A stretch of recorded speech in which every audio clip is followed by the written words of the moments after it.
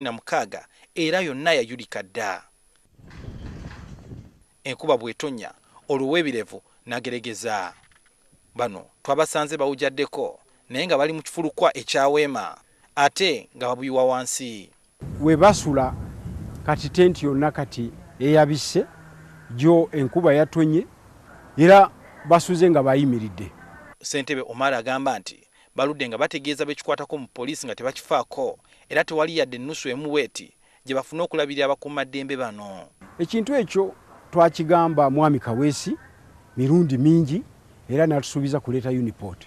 Ffe ng'abatuuze twamugamba leeta uniport, tuteeke siminti, tugule ebitanda, tugule emifaaliso, abapoliisi nabo babeere ki mu mbeera nnungi.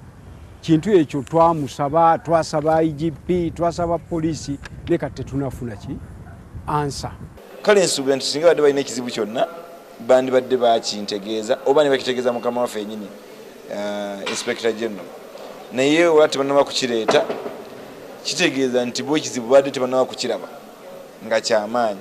Wano mbutuufu kubanga tutandika community police n'esiringa emu ya operation tetwafuna. Tebaafuna. Oluusi abapoliisi bakozesa sente zaabwe ntonotono. Naffe abatuuze tujja ne tukola ki ne tubakwatako ne tubayamba okutambuza enkola wano. Teri sente operation teri n'esiringa emu tetumanyi poliisi oba efuna sente oba kiki. Naye nga bwe nkitegeddeko ngenda kwetuukirayo nze kennyini ndabe embeera bweri ate njitereeze nja kugirongoosa mangu ddala nga bwe kyetaagisa. Omala ategeezezza nti baali basuubira okufuna obuyambi okuva ku kitebe kya Amerika naye enteekateeka zino ne ziyimirizibwa. Naye ku mukisa mubi etteeka lino bwe lyayita lino lya homosexual ly'ebisiyaga bali Amerika ne bayimiriza sente. Poliisi y'e Muyenga kigambibwa nti ekozesebwa ng'ekyokulabirako abakulu mu poliisi nga basaba obuyambi okuzimba poliisi ze zimu naye n'emmere abapoliisi gye balya ebaggwako ng'olwo ne batandika okweryankuta. Olw'okuba nti abantu bennyini be bayambako okubayimirizaawo wabeera wazizza omusango kibabeerera kizibu okukwasisa amateeka. Balakisi za poliisi ezisinga wonna mu ggwanga ziri mu mbeera ey'ennyamiza era nga bangi basulanga bya ku ttale. Sohail Mugabi, NTV ku ssaawa emu. Bwe batyo abasirikale b'e Muyenga bwe basula. Omwalo gw'Erambu gusangibwa Masaka mu Buddo mu bitundu by'e Bukakata. Omwalo guno gusinga kuvubwako Mukene. Yadde nga n'ebyennyanja ebirala nk'engege n'empuuta ezaakula ne ziwola nabyo bisangibwako. Twawobyeko olubu lw'ebigere ku mwalo guno era omusasi waffe bino byasanzeeyo. Okutambula kulaba okudda kunyumya.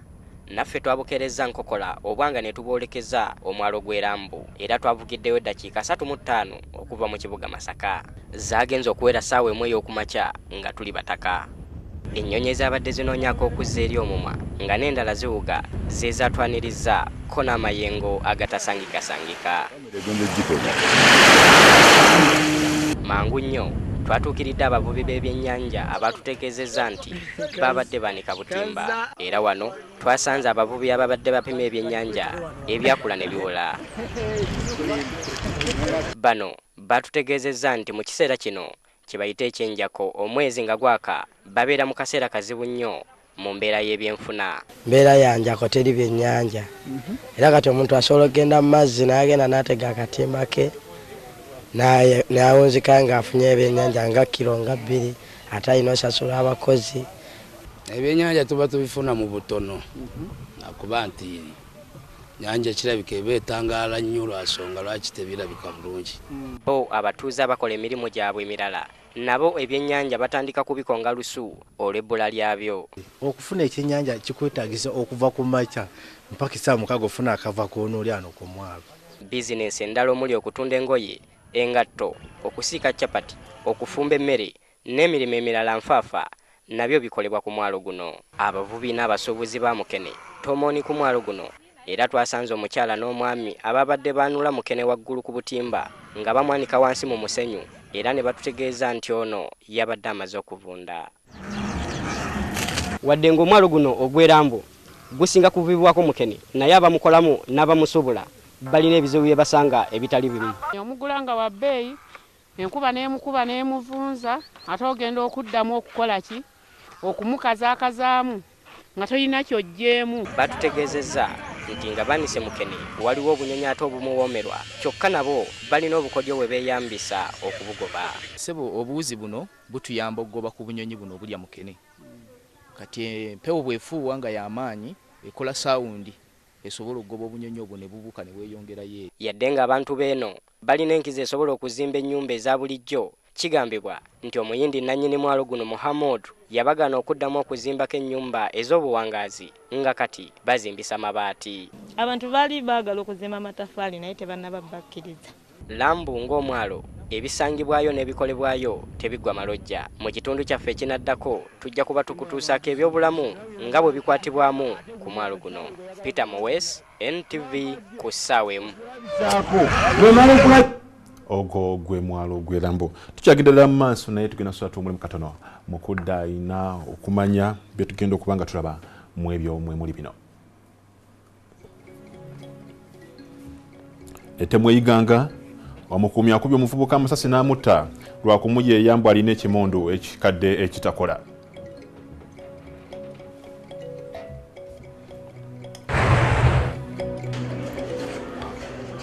Ebikwatagana ku nfa y'omugenzi Wilberforce Wamala tukuleetedde abanene abalala mu by'okwerinda abaali bakoze mu kunoonyereza ku nfa ya Wamala.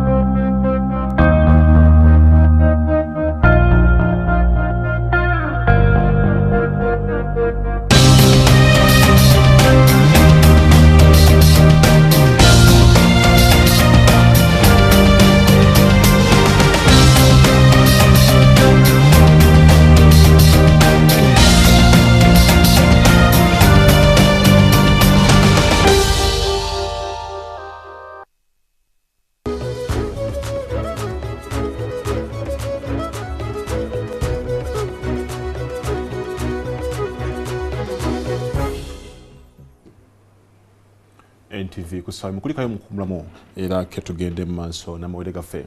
Abakogo mu byobulamu baliko okunoonyereza kwe bakoze ku bulwadde bwa mulalama n'engeri gye bubonyabonyamu abalwadde ba mukenenya. Abakogo bagamba nti eddagala eriweweeza ku bulwadde bwa mukenenya ate lirina enkyukakyuka gye leeta ku bulamu bw'omulwadde naddala ku byekuusa ku musujja ogwa mulalama.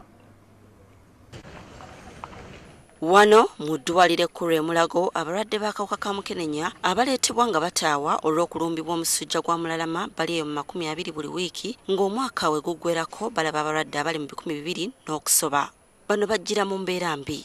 Bajja nga bakaaba omutwe, bakaaba ensingo, basesema buli kye balyako, kale oluusi n'okulaba nga tebalaba bulungi. Obuuka obuva ku musujja guno bugumba mu bwongo ne buzibikira emisuwa omwandibadde mufulumira amazzi ekiviirako omulwadde okulumwa ennyo naddala omutwe. Kati obwongo weefaananyirizaako taapu ne sinki eyo nti wali amazzi we gafulumira sinki wabaawo wazibikidde amazzi tegayinza kukola ki kufuluma kyekivaamu obubonero buli twayogeddeko amaaso okuluma. Obumu ku bujjanjabi obusookerwako omulwadde ow'ekika kino bw'alina okufuna kuliko okuggyibwa amazzi ku mugongo nga gano gabeera gava ku bwongo butereevu.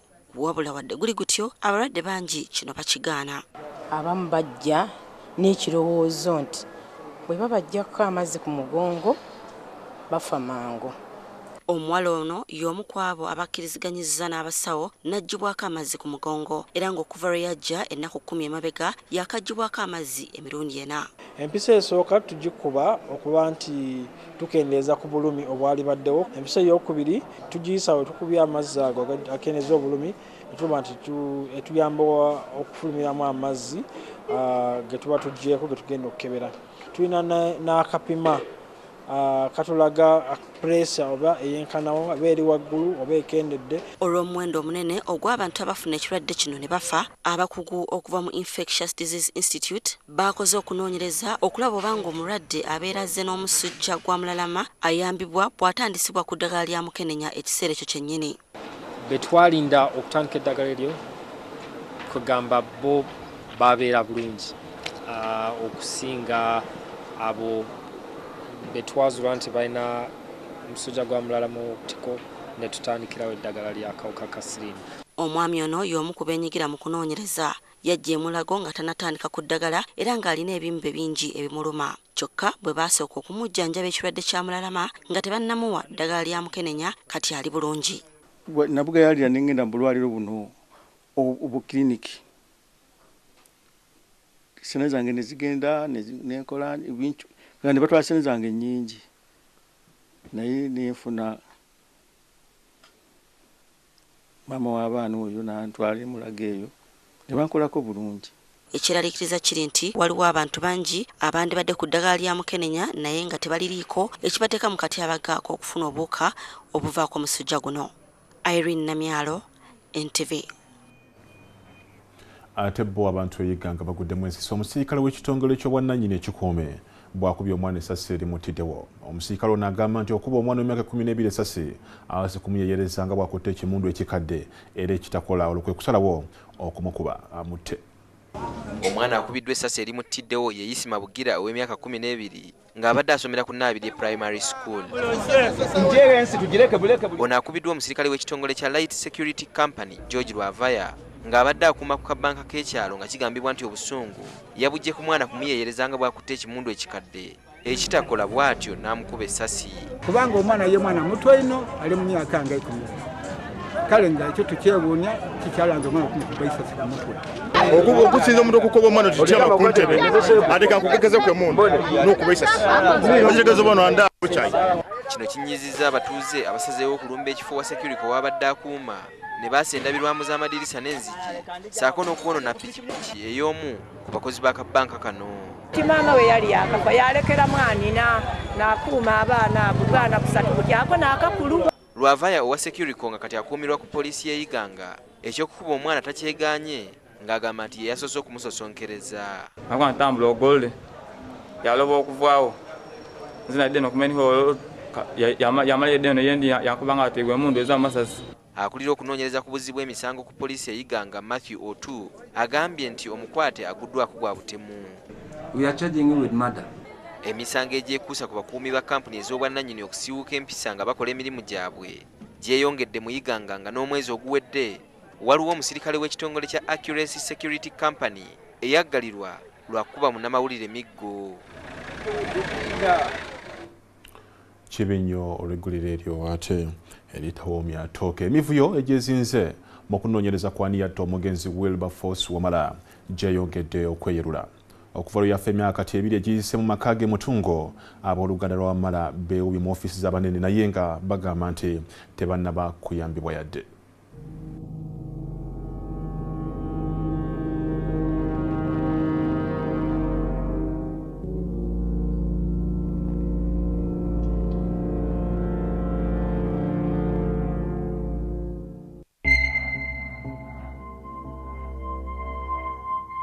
Mu kitundu kyaffe eky'omukaaga nga twebuuza ani yatta Wamala, tukizudde nti mu Desemba w'omwaka oguwedde minisita w'ensonga z'omunda General Nyakairima aliko obujulizi bwe yafuna era n'alagira ensonga zino ziddemu zeekenneenyezebwe. Mwami wange baamutta mu ngeri esembayo kubeera embi ennyo. Ani yamutta? Mu bbaluwa ye NTV gyefunyeko kopi yawandiikira Ssaabaduumizi wa poliisi General Kale Kayihura nti ensonga eno ekolebweko amangu ddala. General Kale Kayihura bwa ku miitinga tamaliriza nsonga. Komawo enkya n'odda ne weewuuba paka lw'okoowa n'omuvaako. Jo ku ofiisi ye nembuuza secretary be secretary nanga nti baluwa tagiddangamu. General Aronda newankubadde yakola ekiragiro kino emyedwa. Ye ntunuulidde offices engeri gye zitambuzaamu ebintu nenfuna okweraliikirira naloopera Grace akula ekintu kino nemulaba emirundi egisigadde bwe ngenze eyo tandabye. Omwogezi w'omuwaabi wa gavumenti yatutegeeza nti obujulizi bwe baafuna bwali tebumala kutwala musango guno mu kkooti. So far we don't have the kind of evidence that we could take any of the alleged suspects to court against any of the suspects, and the suspects are many, arrested on the basis of suspicion that they were involved. Yategeeza nti balagira poliisi eddemu okukola okunoonyereza. Ebibuuzo eby'okuddamu bingi okugeza embwa eyasangibwa wa Benizwa yali ddereeva wa Wamala yatuuka yeetya. Kati bwe tudda ku muntu eyatwala embwa, omuntu oyo ye yali suspect asooka era yakwatibwa. Bwe yakwatibwa omulundi ogwasooka poliisi n'emuta mu ngeri etaategeerekeka. Ne tuddamu ne bakwata suspect owookubiri n'agamba nti omuntu oyo ye yayingira n'abatemu. Nagenda nenkonkona omuvubuka nemubuuza muzeeyi gyali nti gyali nti teri muntu yenna nti teri. Kati awo nange nenkubira ani? Nenkubira Beni. Namwandu Elizabeth Wamala okwemulugunya yakutwalako ne wa Ssaabakessi Brigadier Roni Balya. Ekyo tekyamumalira, agamba nti akonkonye ku ofiisi ya President enfunda eziwera naye nga tayambibwa. His Excellency President Yoweri Museveni otuyambe oyingire mu nsonga zaffe tusobole okufuna obuyambi bwe twetaaga. Singa bino byonna tebivaamu kalungi, Elizabeth Wamala kati essuubi limuli mu bitongole bya nsi yonna nga Amnesty International ne Scotland Yard eya Bungereza. Era mbadde mbigoba wano buli office yonna gye ŋŋendamu nga making sure nti nfuna stampu y'omuntu n'olunaku lwe ntaddeyo ebbaluwa eyo. Nenkuzikopi nga nenzitwala ku Scotland Yard International Desk. Ng'ekigendererwa nti senga wano ekintu kino kigaanira ddala waliyo ekkooti efuga ensi yonna. Scotland Yard yanoonyereza ku kutemulwa kwa Dr. Andrew Takome Kayiira naye nagunogojwa eby'okuttibwa kwa Kayiira bikyatankanibwa. Jingo Francis, NTV ku ssaawa emu.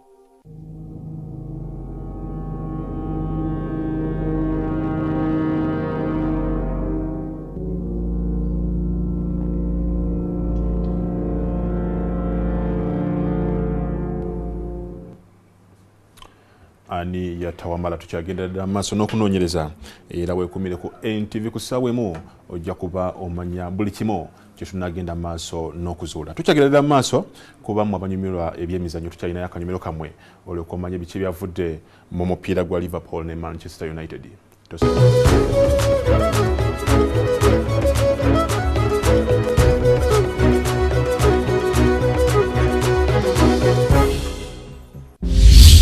She was molested when she was 6 by someone she trusted. The doctors finally walked into the door. They basically were telling me that she had a 5% chance of living.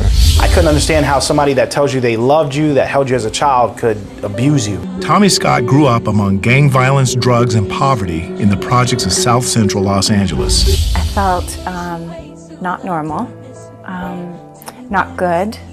I wasn't lovable. As a teen, Melissa discovered that drinking gave some relief. Tommy is free today and continues to tell people that it was Jesus who changed his life. The time I spent in prison, I spent putting my ideas together on, how I was going to come back and make it all right. And I realized my purpose, that I was created to reflect the glory of God. Duke now realizes why God kept him alive. These were real people facing desperate situations, just like you and me. Jesus died to set you free, and he can give you a new heart.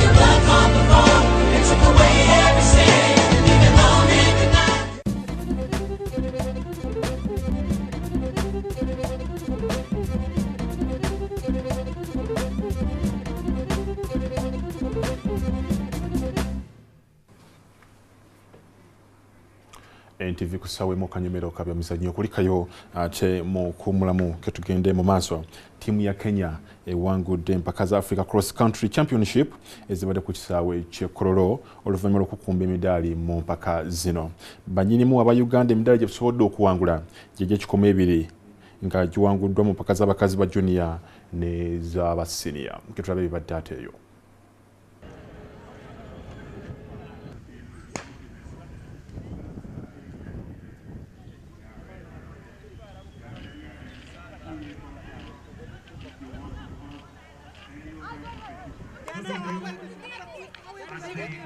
Nzisa Nase Konkinya Munakenya wa kusatu owokubiri wa Ethiopia eyasinze wa Kenya.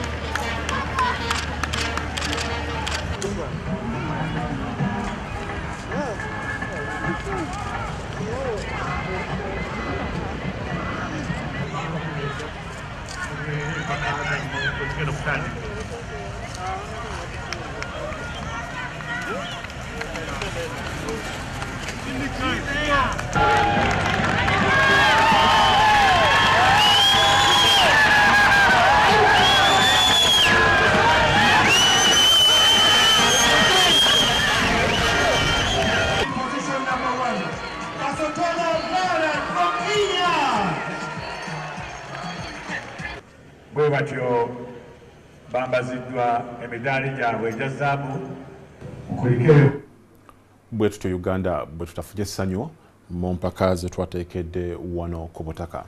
Ate nga tufulumyeko eggwanga yo Liverpool etunuuzizza batabani ba Moyes aba Manchester United ebikalo bwe bawutudde goolo 3 nga tebaanukudde. 2 ku goolo za Liverpool zibadde za kusimula penalty. Ye kapiteeni wa Manchester Nemanja Vidic aweereddwa kaadi emyufu. Katulabe nga bwe bibadde ate erudde eyo. Vidic is a fine one to talk, isn't he? He's had 3 of them. Henderson. Sterling for Sturridge. Vidic backpedaling. Sturridge deep for Suarez against Rafael's own penalty.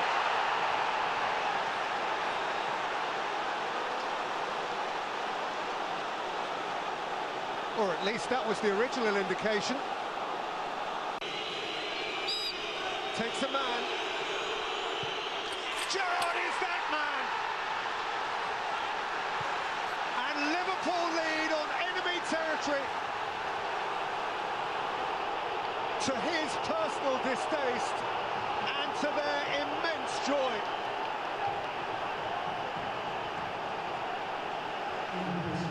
There is a corner of Merseyside in Manchester. It's a red card. They have caught up and gone beyond, but maybe Liverpool's generation is to come, starting now. Henderson. What a noise.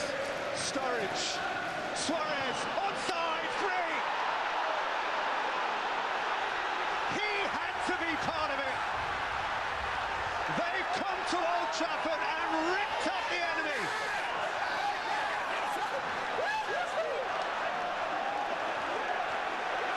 Just about the perfect day.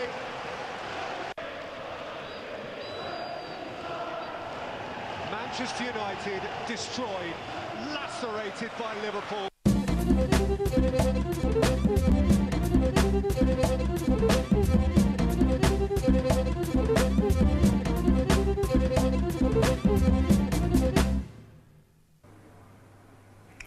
Leero obudde bubadde buweweevu mu bitundu by'eggwanga ebisinga newankubadde ng'enkuba ekedde kukangakanga oba kutiisa nga ng'eyagala kutonya. Kati ketulabe entebeeza y'obudde ey'olunaku olw'enkya.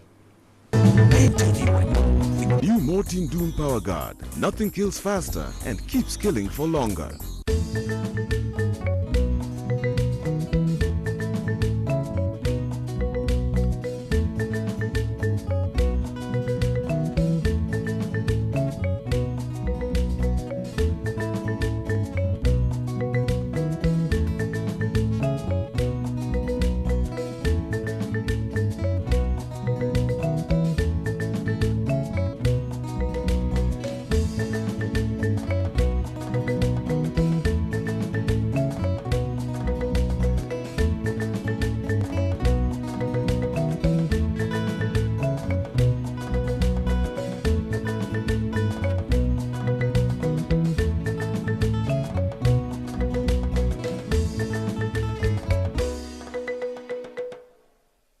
there asleep.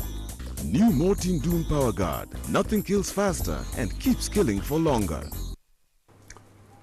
Kurobudde awo tetuyinza tekusukkawo olunaku olwaleero. Nze Patrick Mukasa nkwagaliza birungi byerere. Enkuba yatandise dda okutonnya n'olwekyo gwe alina kamanvuuli olunaku lw'enkya tokeerabira. Gw'atannakagula ate fuba okulaba ng'okagula emirimu gisobole okwanguyira. Sola bulungi, weeraba.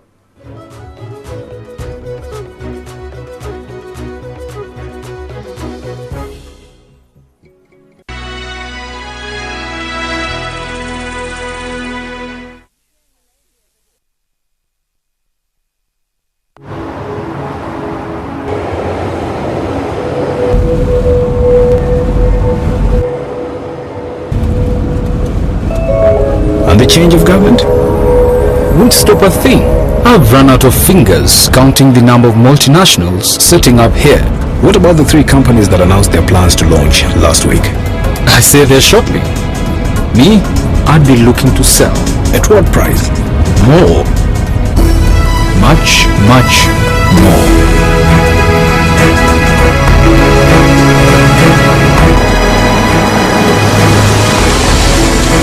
I don't know who you are or how you know these things, but one thing I'm sure of, you're in the wrong job. Here, call me tomorrow at 9 o'clock in the morning. I'd like to hear more from you. Are you ready for your big break? The East African, understanding the region.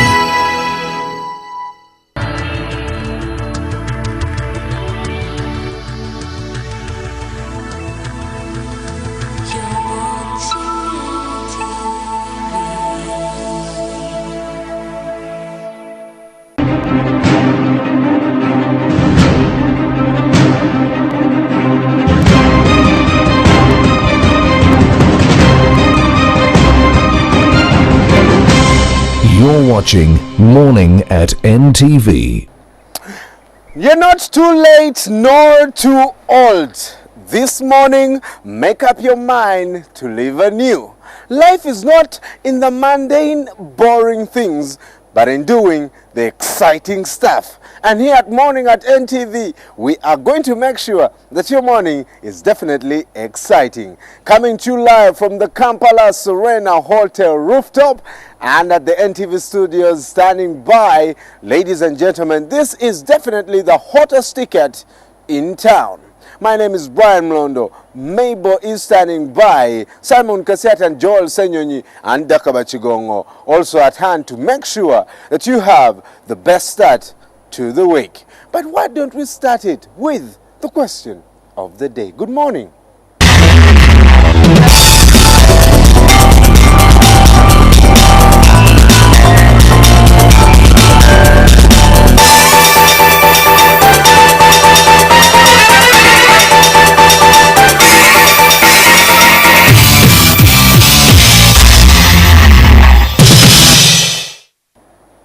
Which is Uganda's most visited national park is today's question of the day. The first 5 respondents will each walk away with some goodies from Morning at NTV. So feel free to head over to our Facebook page, Morning at NTV. You can also tweet us at Morning at NTV. And of course, the SMS line is open, and send that to 6565 with your name, and we'll be sure to get back to you. First 5 respondents, remember, the people who are lucky. So get those answers coming in, and good luck. Now today I want to dedicate this show to the Indian community. Today is Happy Holi Day, and my friend Manmeet today is celebrating with many colors, and we'll be explaining to you later what this day means. But to all the good Ratis and my friend, please invite us for Diwali and full day. Congratulations, and may you have a fantastic day today. Standing by at the NTV studios is Mabel Kebirunji with the stories that are making headlines. Good morning, Mabel. Good morning, Brian, and a very good morning to you. We are glad you're watching Morning at NTV. Thank you for joining us, coming to you live on air or online. Welcome to the program. Let's look at some of the stories making headlines. Some lawmakers called for the postponement of the 2016 elections. The second annual Global Education and Skills Forum on Dubai is going on, as well as Luzira prisons currently being occupied by more than 40,000 inmates. You're watching Morning at NTV.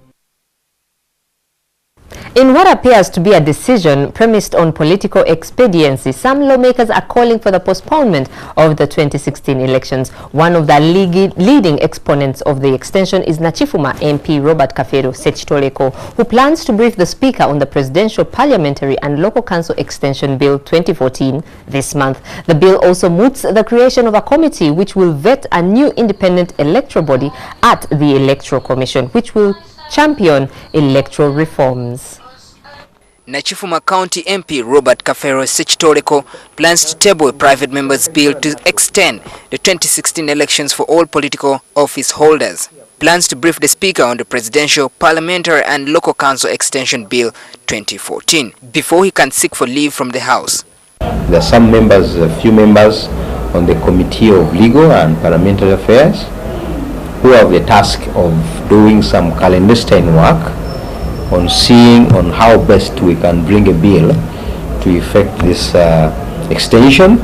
I have been consulted and I can assure you this is exactly what I told them. It's not yet clear whether this low NRM-leaning independent MP has gotten the backing of his party. However, an NRM-affiliated youth group says it supports the extension in the spirit of peaceful transition. Now what we are doing now, we are selling the idea. So if there is anyone who feels he can come to support us, he's welcome. It is just being selfishness and it is a gimmick to the Ugandans. It is depressing that our country is degenerating under the weight of regime survival and regime longevity politics. The Presidential, Parliamentary and Local Council Extension Bill 2014 seeks to establish a National Electoral Restructuring Committee headed by a chairperson, vice chairperson, secretary, a representative of civil society organizations and other 4 members. All members of the committee shall be appointed by the President and approved by the public through Parliament. It comes in good faith that an extension is required, maybe 2 or 3 years. Because this time we are giving, you may see it as if it is too long, but if you consider from now, 2016, we are remaining with roughly 21 months. The National Electoral Restructuring Committee shall be assigned with coming up with electoral reforms that are in harmony with the current East African Community member countries, carrying out a country-wide sensitization exercise about the need for the electoral reforms. The committee will also be tasked to vet members who will constitute the new independent electoral commission and forward the names to the President for appointment. The approved members will serve for a single 5-year term. The number of inmates at Luzira prisons has more than doubled, leaving the holding cells crowded. According to the prison spokesman, Frank Baine, the prison currently has 40,000 inmates and yet its holding capacity is 15,000. There is fear that the numbers will rise as a result of case backlog and the inadequate number of magistrates, judges and justices to hear the petition. Sudhir Ruhanga reports. Luzira prisons, which was constructed by Uganda's colonial masters, has a holding capacity of 15,000. However, according to the prisoners published Frank Baine, the prisoners accommodates a high figure of 40,000. In fact, in all the prisons of this country, we are congested. Some of our programs, we require slightly above 200 billion. But our current budget is 86 billion. Most of the inmates have been on remand awaiting their trial as case backlog continues to dog the image of the judiciary. Some of the inmates have been on remand for more than 1 year and their trial is yet to begin. It is not fair or just to keep a person charged with an offense, even if he is on bail. It is not fair that he should remain the charge of whatever he is alleged to have done remains hanging on his head. At the level of the High Court, you may find that a judge has as many as 500, 600 files annually on the average to handle. Now, even if you wanted to work 24 hours a day, which is impossible, I'm sure you will see that you would not be able to hear those cases, do your own research, write the opinion and deliver on time. But as I said, within the limitations we have, we try our best, and the judicial officers try their best to ensure that the judgments are delivered. As they wait their trial, some of the inmates are subjected to hard labor, an act condemned by the justice, law and order sector. Whether they work inside the prison precincts or outside the prison precincts, work is normal as long as they comply to the terms and conditions of work. But when the terms and conditions are not followed, then that is wrong and it cannot be condoned. Article 126 Clause 2 of the Constitution reads that justice shall not be delayed. The solution is to stick to the principle of first in prison, first out of prison. So that as soon as you enter, you know that your case will be taken care of without you demanding that you be tried. There is also a concern that prevalent corruption, especially in the magistrates' courts, has resulted into the detention of those who cannot bribe their way to freedom. Reports claim that the wealthy often pay bribes to court clerks to fix their cases for hearing. Our advice to the court is the judge must be in charge of providing fixtures for the cases so that you can eliminate that kind of corruption. Well, we have a judicial code of conduct which our judicial officers must read. They have a copy. It guides them on how to conduct themselves. It touches the area of integrity, it touches the area of ethics, it touches the area of competency, impartiality, and so forth. We think that we need to get closer to the people to educate them about how to complain to us when they encounter corruption from some of our officials. They should communicate quickly with us, not fear, and then we tackle the problem. Whereas judicial officers continue to demand for better remuneration, there is widespread apathy in cases of absence and late coming in the courts of law by magistrates and judges. They should start hearing cases at 9 o'clock. That's the official time for opening courts. Sudil Biarhanga, NTV. More than 850 world leaders are meeting in Dubai for the second annual Global Education and Skills Forum. The meeting is aimed at integrating efforts of improving access to quality education. The former U.S. President Bill Clinton, one of the keynote speakers at the event, is urging governments, civil society and the private sector to form partnerships in order to provide quality education to children around the world. From Dubai, Gertrude Tumsime reports.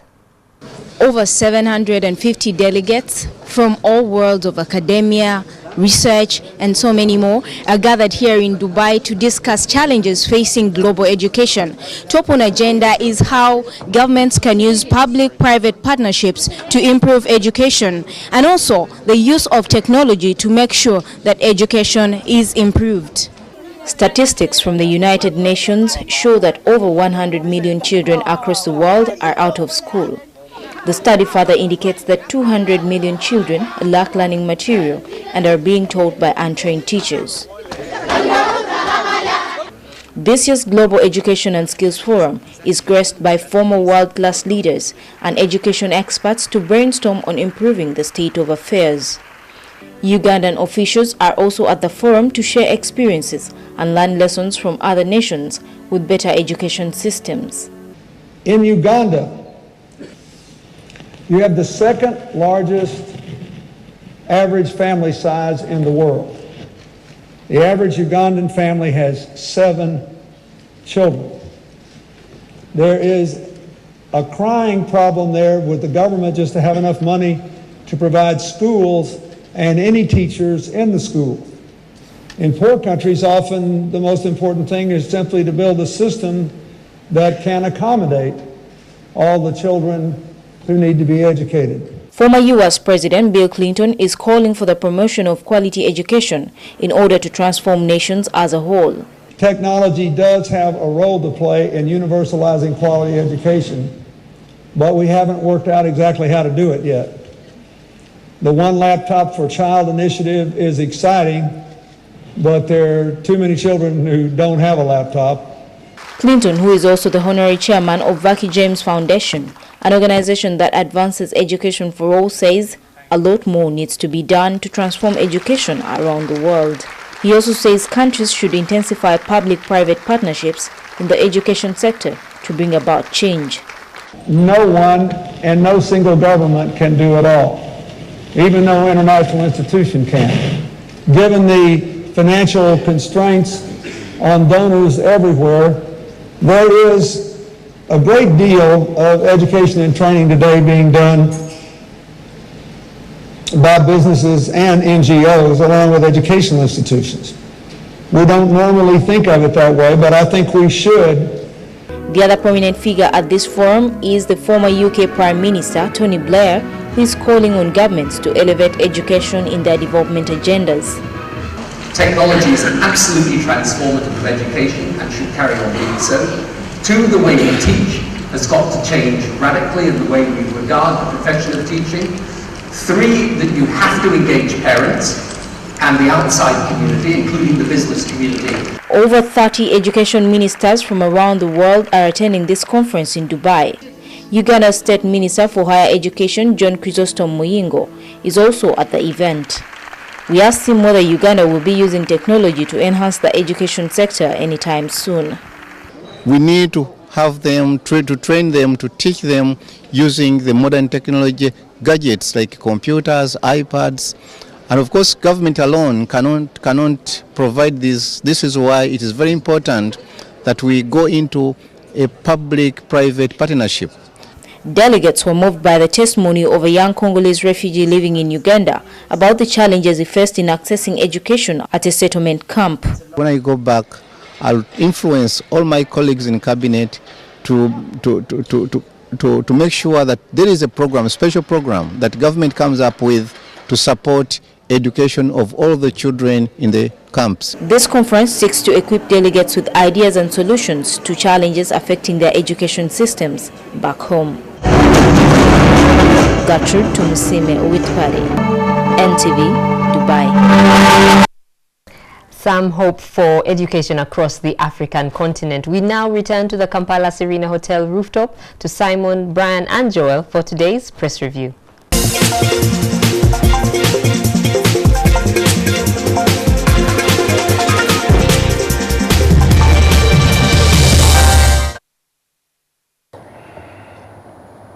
A very wonderful morning, the 17th day of March 2014. It's a fresh start to a fresh week and coming to you from a sunny morning at the rooftop of the Kampala Serena Hotel. It's morning at NTV's press review this morning. Myself, Simon Kasiate, Joel and Brian. Good morning, folks, and how was your weekend? Awesome in many ways. Very good.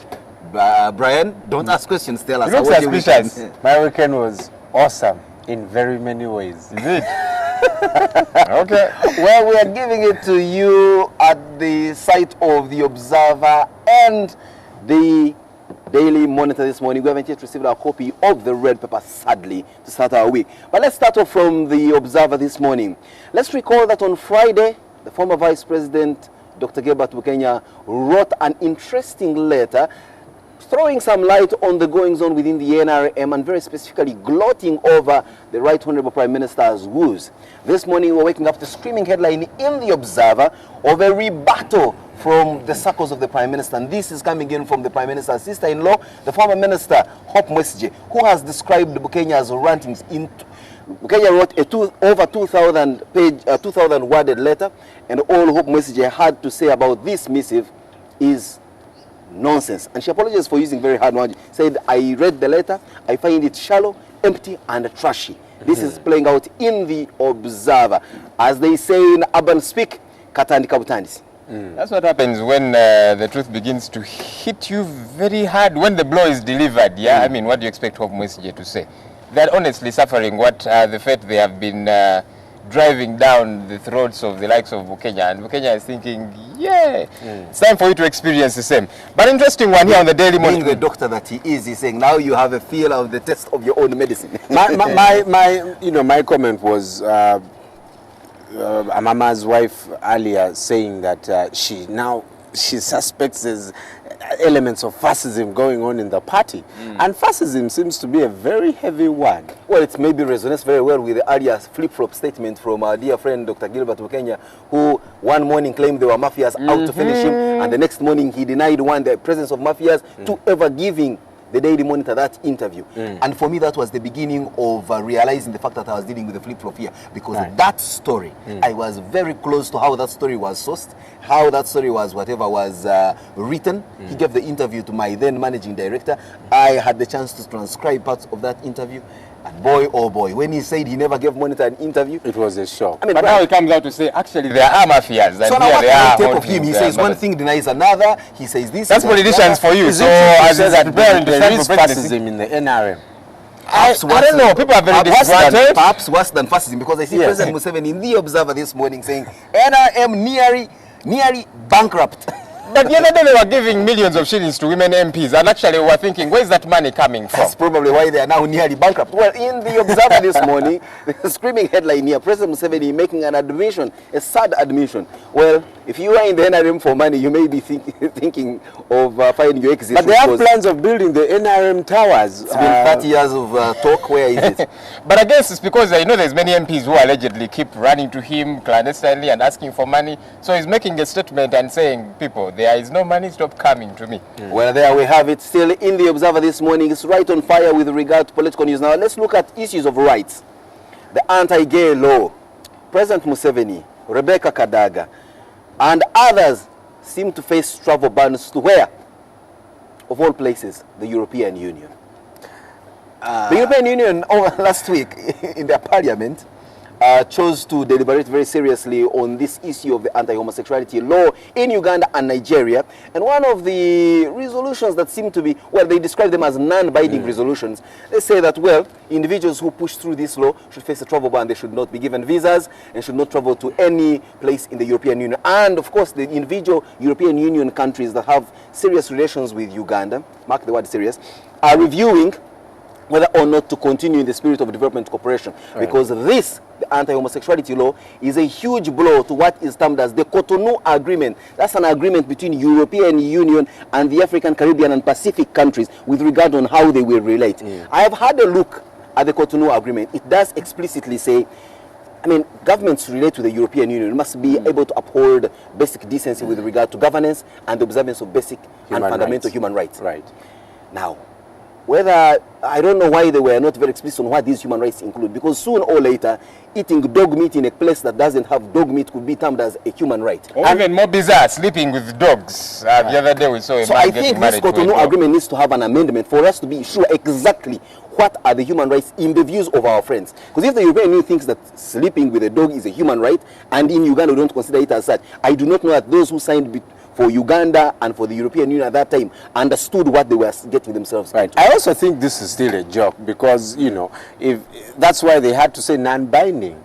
Because there are so many countries that are still going to allow the president and the speaker to go and visit them. Joke or not, of course the Bahatis are facing it heavily on them, but look, there's got to be ramifications, and these are things that the movers of this bill were very expectant of.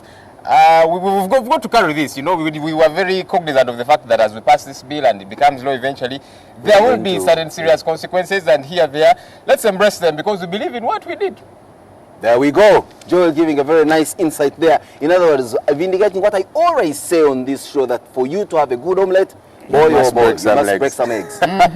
There's something that's bothering me here. Headline on the Daily Monitor. I think this is the epitome of self-aggrandizement, if you ask me. MPs draw plan to extend 2016 polls, and we are told these fellows I said that want again. to push... You've run over it. I don't know whether our viewers Members of Parliament are drawing a plan to extend 2016 polls and allegedly to 2021. I'm thinking, are these guys on crack or something? Okay, now that sounds very hard. Too much.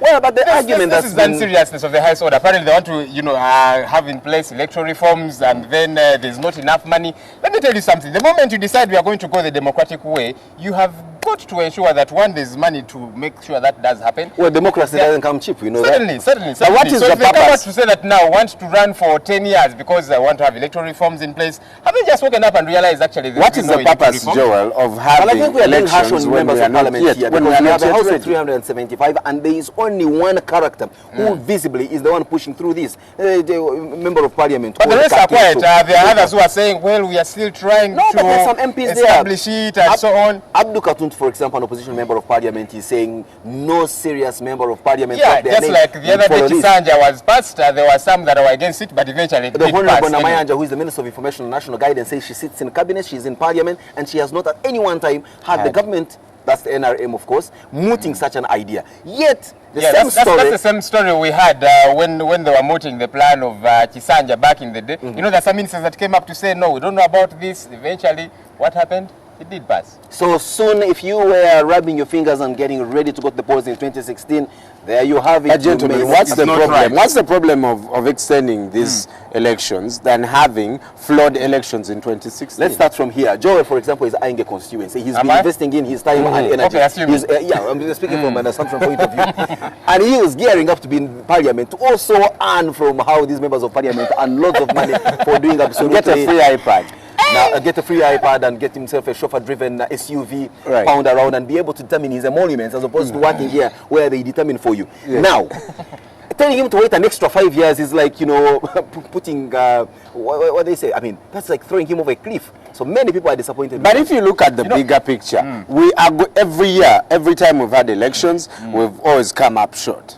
Yeah, but what is the where in the world have you had a perfect election? Even in the USA, for example, that the last election... They are close to perfect. Why don't we wait to what happened in 2021? Let me tell you, for me at the end of the day... Al Gore would have been president of the United States of America had it not been for a flawed electoral process. There are people in the United States... Well, he signed up for that. The Electoral College literally determines who the president is. Why do you want... If your collar is dirty, you shouldn't say, after all, your collar is dirty, let's merge the whole shirt with that. No. Let's ensure that we clean up the collar, So if we are having imperfect elections, that's the case. We shouldn't say, okay, since they're imperfect, they're always flawed. Let's just have no elections. Get ready. Very similar to what happened in North Korea. They had the travesty of democracy the other day. Elections, for example, in the district of Kim Jong-un, 100% attendance, 100% yes votes for them. Because they know if you remain home and you don't vote, my friend. But that's their culture. So you see, that's their culture. And why do we call it a travesty? Because it's different from ours. Oh, come on. It's a mockery of democracy. Let them just have it as it is. Kim Jong-un and the rest of his, cohorts lead the country as it were, instead of foolery of let's go to the polls and only one candidate on each of those ballot papers. Well, there you have it. There is a lot of imperfection in this country, not only in politics. When you get into the inner pages of the Observer this morning, for you and I who use mobile phones certainly know that our network providers are not perfect or are not anywhere close to perfect. And this was revealed at a recent Meet Your Customer. I think it must have been a meet and greet. It's reported here in the Observer in a public dialogue that was under the theme Fix Our Phone Rights.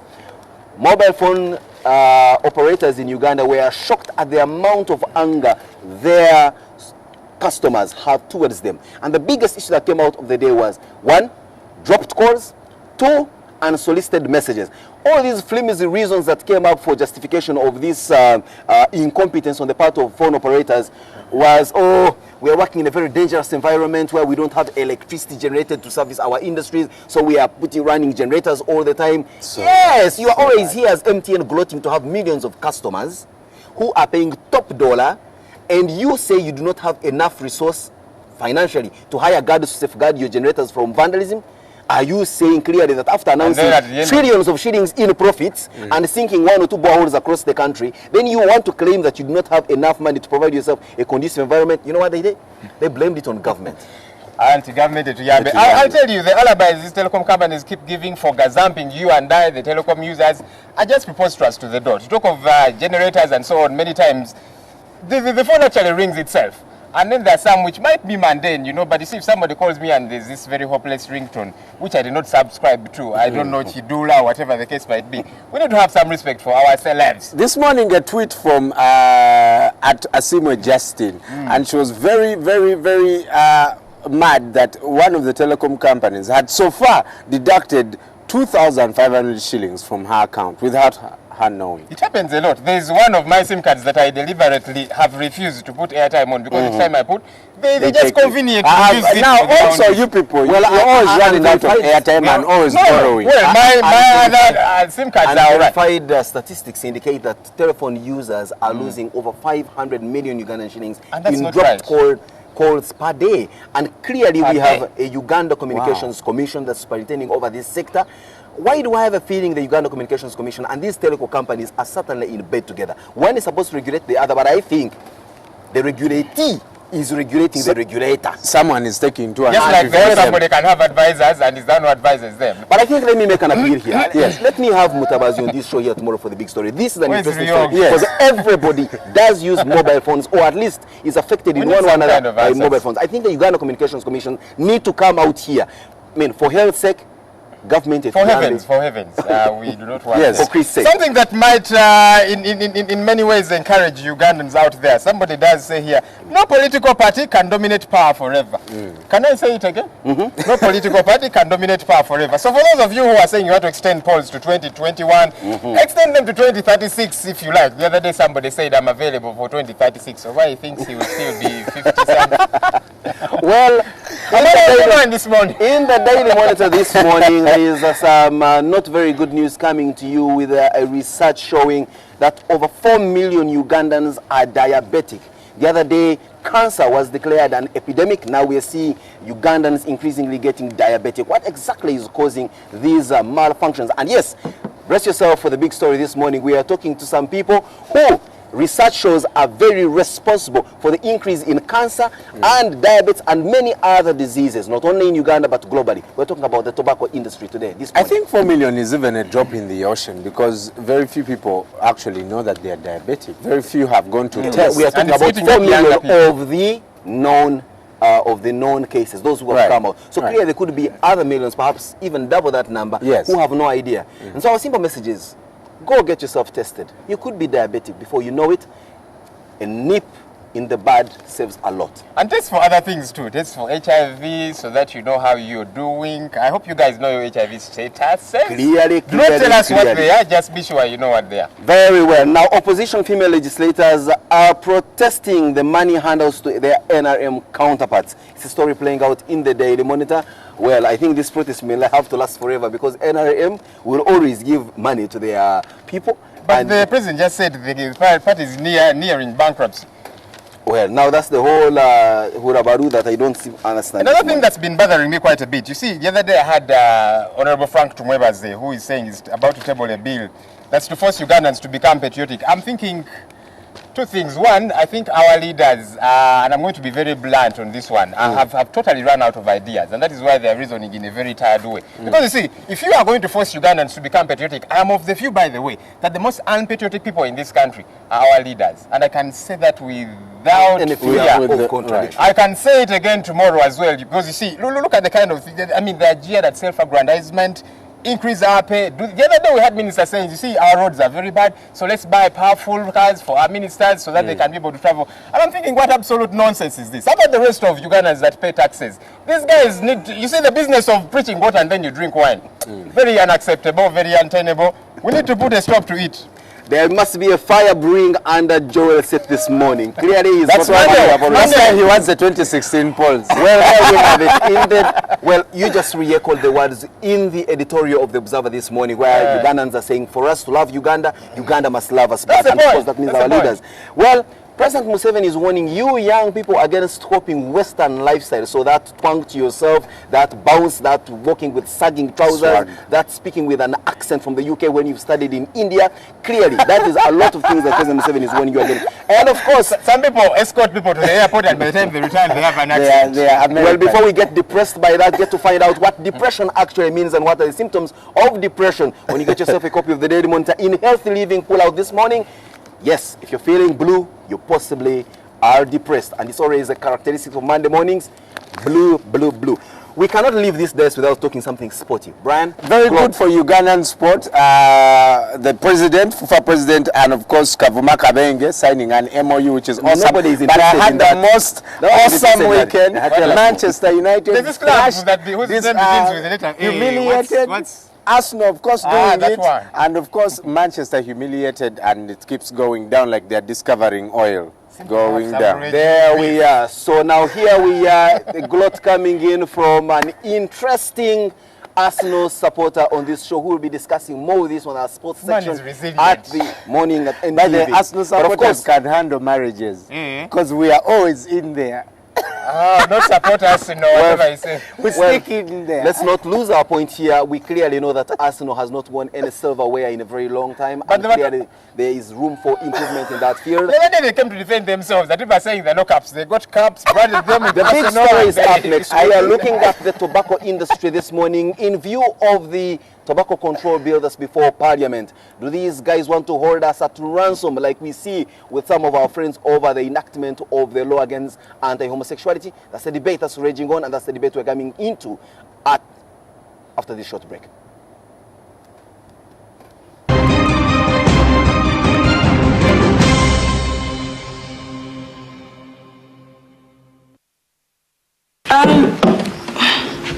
What's that? That document. Oh, that. Just some business. I came to apologize. I have no right to interfere in your lives. I've eliminated the only evidence that links me to Ivan Chinawa's death. But you didn't have to kill another person. It's not like I've got anything to hide, Nene. Just go ahead. Victoria, how is it like to work for Miles Filagazi? Blood seemed to matter not. Blood? Yeah, blood. I'm responsible for your father's death.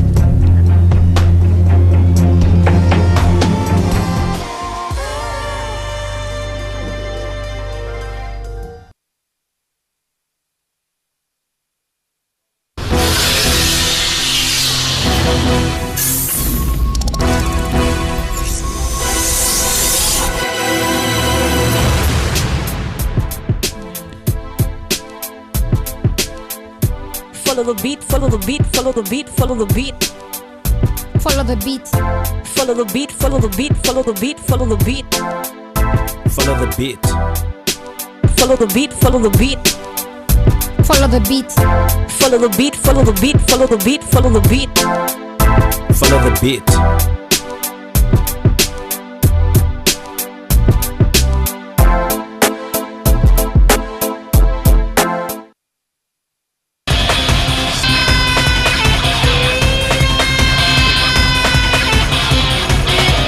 The average age of the entire national team is under 18. And so the primary role of Team Uganda is to remain to Division 2. Probably that's the only thing that can make one or two rugby fans smile, that the clubs are doing well. The players haven't put on they haven't wore the game faces. They're not the animals we saw last season, because Ferguson had the same group of players and he did deliver the Holy Grail, which is the title.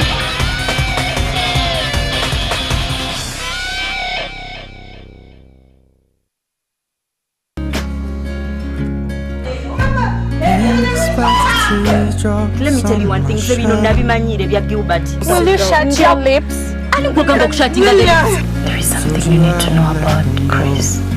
And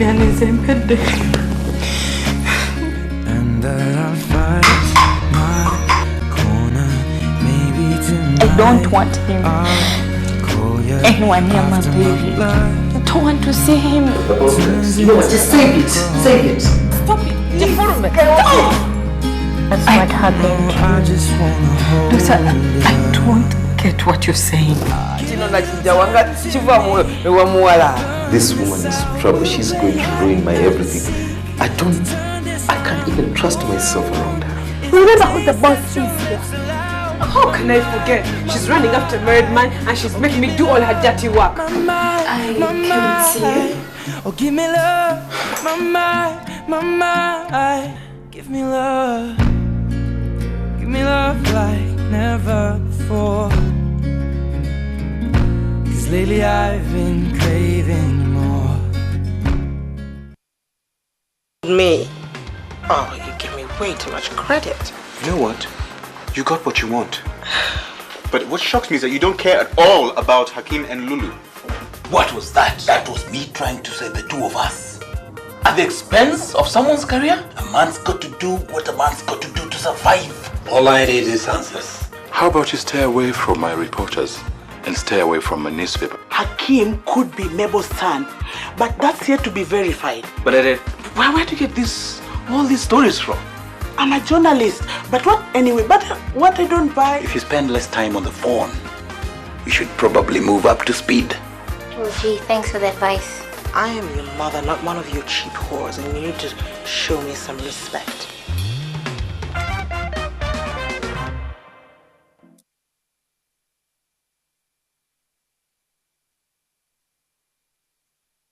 NTV just got better. To enhance your enjoyment, your favorite soap La Patrona has been brought closer to home. Effective 3rd March, La Patrona will air at 7:30 p.m. while Saints, Airtel Chakala, Login, Entrepreneur and Unbeatable Banzuke will air at 8:35 p.m. on their respective days. NTV, turning on your world.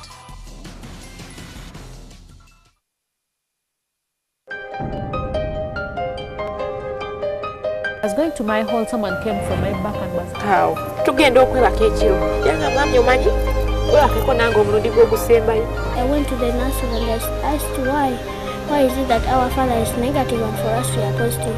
Every time I find a story of assault of one person to another, I get disturbed. Mwayombye ekiro lwaleeta suzeewo lwe bakwokezza naze poza kimu nti mujja wange yanjokezza. Kino ekyafa kino kyali kyakulira muno mu lubuto. The Irene I know just loves music and loves to sing.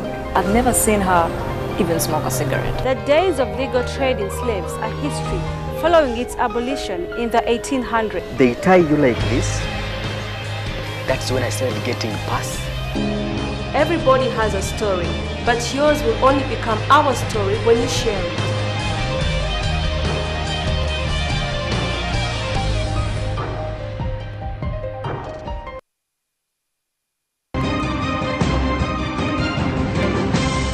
You're watching Morning at NTV with Simon Kasiate, Mabel Kebirunji and Brian Mulundo. Thank you for joining us this Monday morning. We now return to Simon for the big story.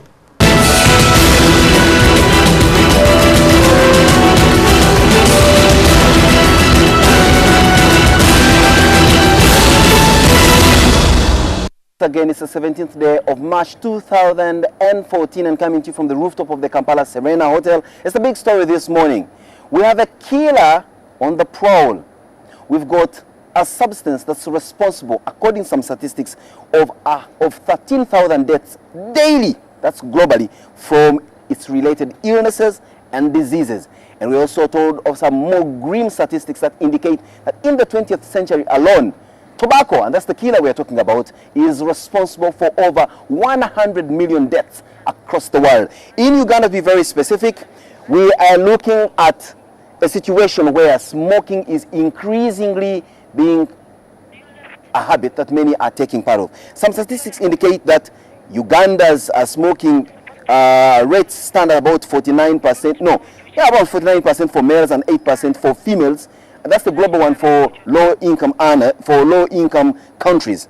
We are looking at a country that's increasingly suffering the debilitating effects of the growth of tobacco, the consumption of tobacco, and of course, a country that's not prepared to meet the health demands of this kind of debilitation. But on the other hand, we see a country that's moving very quickly to put some kind of regulation to this industry, the tobacco industry. Hence, the tobacco control bill in Parliament that was tabled just not so long ago. To discuss with us this not so good development on the part of health is the Managing Director of BAT Uganda, Jonathan D'Souza. Good morning. Good morning, Simon, and thank you for having me on your show. You've had these grim statistics about tobacco and its related adverse effects on humanity. Doesn't it bother you as a tobacco industry that you're trading in a lethal item? I think Simon, I'll start by saying the industry acknowledges that tobacco smoking comes with associated health risks. It is responsible for serious diseases. That is a fact.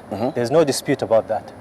What we're saying as well is that there are millions of people, adults worldwide, who have chosen to smoke.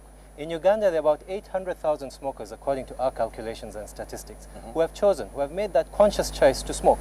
And they're not going to disappear overnight. Some people are saying this is not a conscious thought, that you went out like any other person selling an interesting good that earns you money. You went ahead and carried out marketing campaigns and made smoking look en vogue. And that's why these people made that, you call it responsible choice. But certainly many people don't agree that they made that choice out of their own will. They were influenced by people like you want to make money out of their suffering. I think if you look at the world today, we are bombarded by advertising everywhere. I haven't seen advertising in Uganda on tobacco for a while. Why the so? last I saw, I think, advertising in tobacco was around 2002, 2003, when the Uganda Bureau of Standards stopped, put some warnings on the packs, and we literally decided to stop advertising at the time. Has that made an increasingly significant shift in the amount of smokers, that the time you advertise and the time you don't advertise there is a drop? Well, you put out some statistics earlier which said that 49% of Ugandans smoke. That is absolutely not true. I can tell you that for a fact. Why? Our statistics show that no more than 7% of Ugandans smoke. And if you look at the volumes we sell, which we are quite certain of since we sell them, we know that that figure is roughly true. That compares with smoking incidents in Kenya, which is double that, 17%. So I'm not saying there's no problem, but I'm saying the problem is being overhyped in Uganda especially.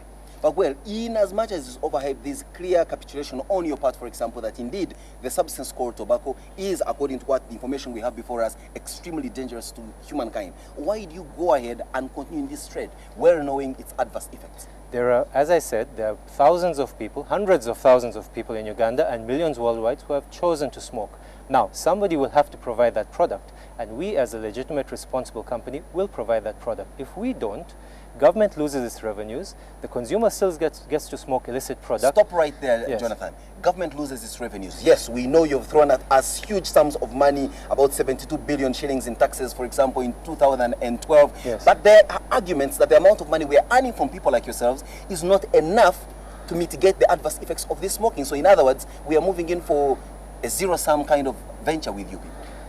But what's the alternative? Are you saying we should ban smoking? Because that even the World Health Organization accepts is not going to happen overnight. They have a program to control it, and that's why we're talking about a tobacco control bill. We have a tobacco control bill right before our parliament. What are your first impressions of this bill? Are you anti that bill, or are you pro that bill? I think the first thing I should say, which is to correct a common misconception, is that we are not against regulation.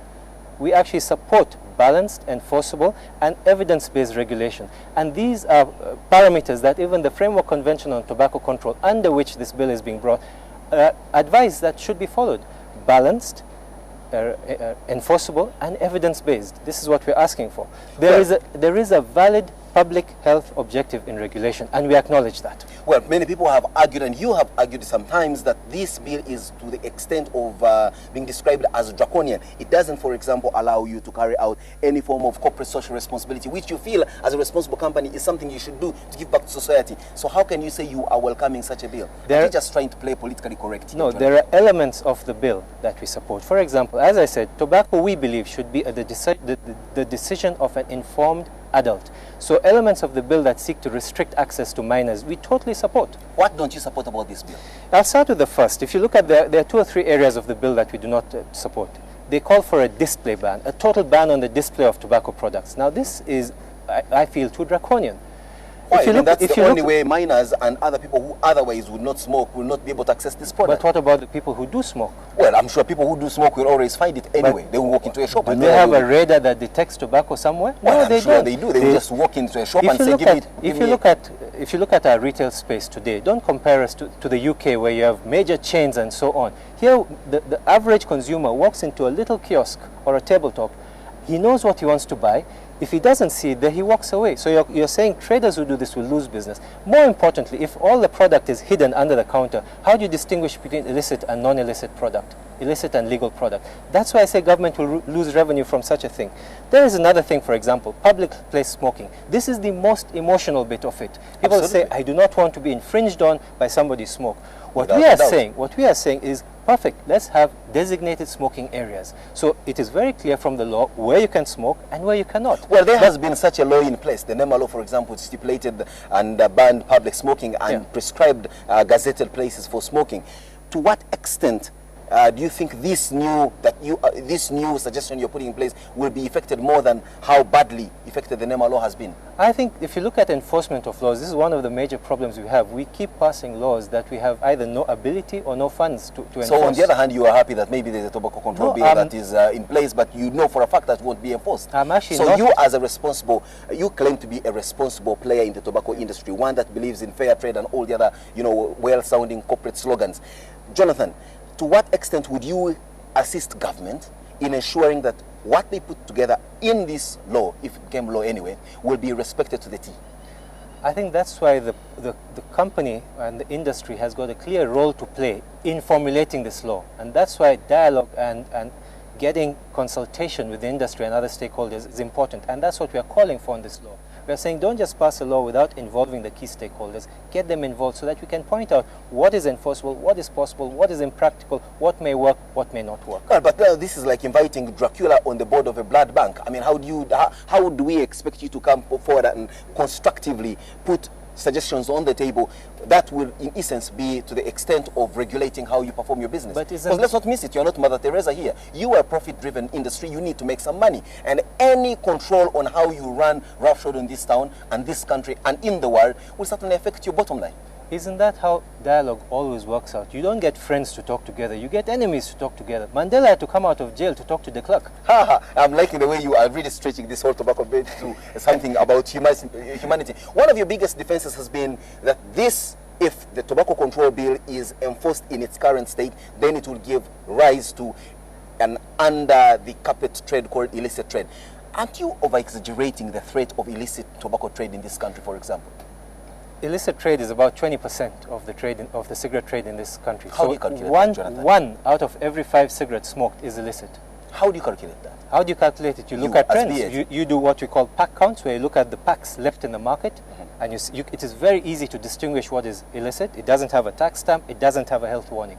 So it's quite easy to find out. Well, you have very little, almost illegible warning as compared to other parts in the world where the entire pack is full of nothing but a health warning. Not at all, Simon. That is absolutely not true. The Uganda health warning, which has been in place since 2004, is 30% of the front and 30% of the back. What determines how big it should be anyway? Currently, it's the UNBS who determines that. Well, we're looking at the end product called tobacco. Let's look at the leaf. In Uganda, we've got communities that have earned a living and continue to earn a living from the leaf. But then we are getting reports from the farmers in there that they are doing this for lack of a better alternative, that tobacco is in fact causing them a lot of unprecedented diseases, that people who are growing tobacco are increasingly losing their bottom lines. Previously it was profitable to grow tobacco, now it's not anymore. What exactly is happening to the farmers? Because then your other argument has been, oh, we help farmers grow the crop, and in fact much of the crop grown in Uganda is consumed elsewhere. Now we're hearing reports of farmers complaining. Doesn't it bother you? It does bother me when farmers complain. I must say that we do not get that many complaints from our farmers. We have about 20,000 farmers out of a total estimated 50,000 farmers in Uganda. So we're less than half the number. And we actually try to focus on bigger farmers so that they are more productive, they have economies of scale, and they make more money. This thing of farmers leaving tobacco, to me it's a bit of a myth, because we find that we always have more farmers wanting to register to grow tobacco than we need. Well, maybe that's, like I said, due to the absence of a lack of a better alternative. If, for example, government through Ministry of Agriculture offered them another alternative crop that possibly will earn them a lot more and subjects to them to less debilitating effects as tobacco does, they possibly will shun you, and then what happens to you? I think the first thing is to say that tobacco growing, and we have argued this, should be a choice. As with any other product, a farmer should make an economic and a rational choice to grow a crop. If there's an alternative to tobacco, it is my duty to make sure that tobacco growing is more profitable than that. I would have to adjust to that. At the moment, tobacco growing is profitable. That's why farmers are choosing to grow it.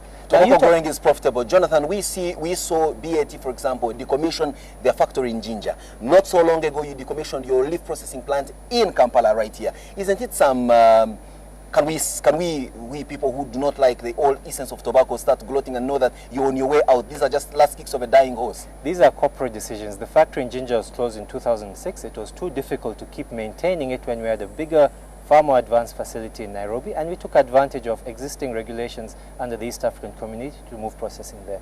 You talk of the plant in Kampala. This plant has been in the center of Kampala, built in 1933, quite obsolete.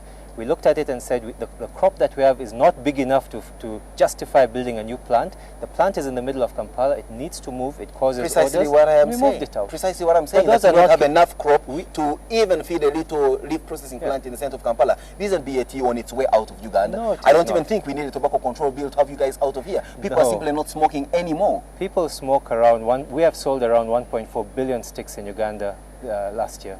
1.3 billion sticks in Uganda last year. It is still a fairly profitable business. As you said, we contributed 72 billion shillings to government.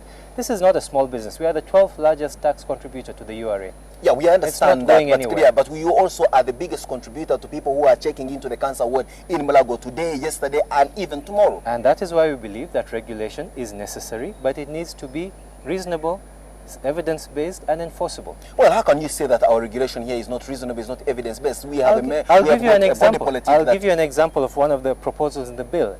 The bill says, let's have smoking restricted from public areas. Very good. But then it also says, let's have smoking restricted within 100 meters radius of those areas. Now, in an urban center like Kampala, how do you say a smoker cannot smoke within 100 meters of a school, a hospital, a clinic, a prison?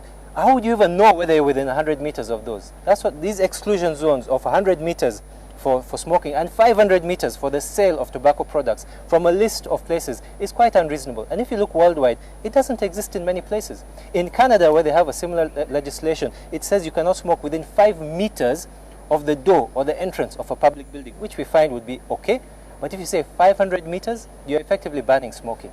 Well, in that case, then clearly we have more space here to play around with, but let's look at other provisions of this bill that seek to ensure that there is a responsibility with regard to how this product is consumed. For example, well, you claim that there's not been any form of advertisement, but we know for a fact that when you go out and carry out corporate social responsibility activities, that is a subtle way of advertisement. When you go out of your way and paint your premises with certain colors. Recently, you had a change, you had a redesign of the Sportsman Park, for example. That is another subtle way of advertisement. So we are seeing you increasingly becoming a bit more cunning as an industry as a result of this control that's coming to you. What more can we expect from you with regard to your bag of tricks? Let me address the CSR, corporate social responsibility. We put ourselves into water and afforestation. Both are areas which are close to our rural communities where our farmers exist. That's all we do. We don't advertise our products in that.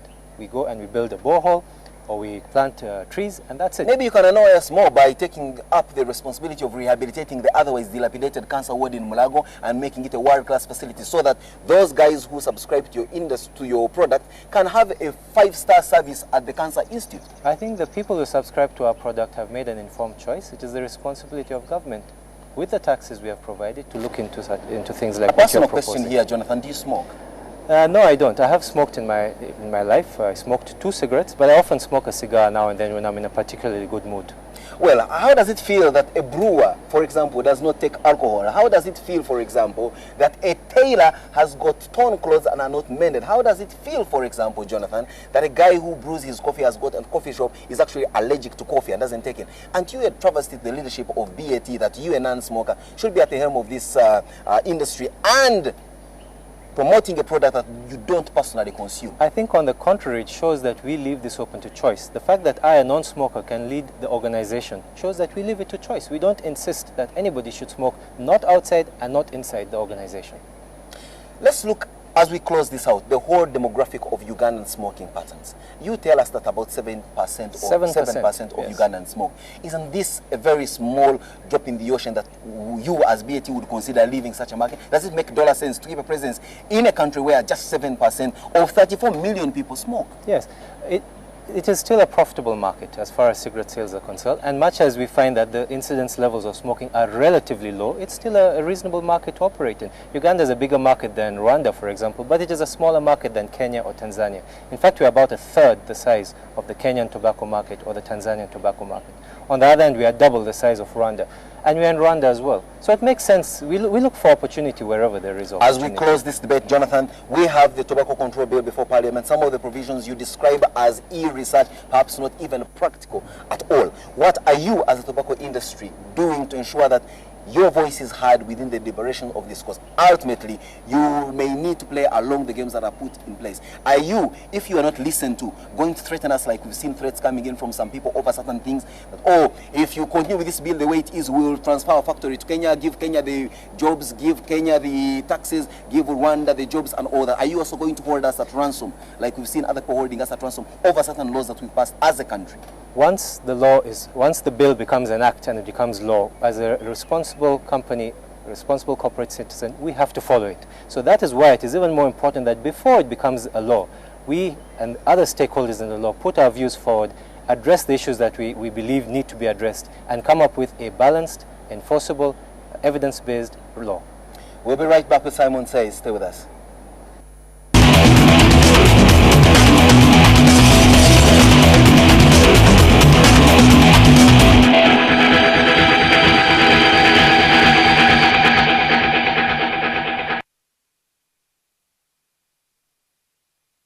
Presentation of the Managing Director of BAT Uganda, Jonathan D'Souza, that BAT is here to stay.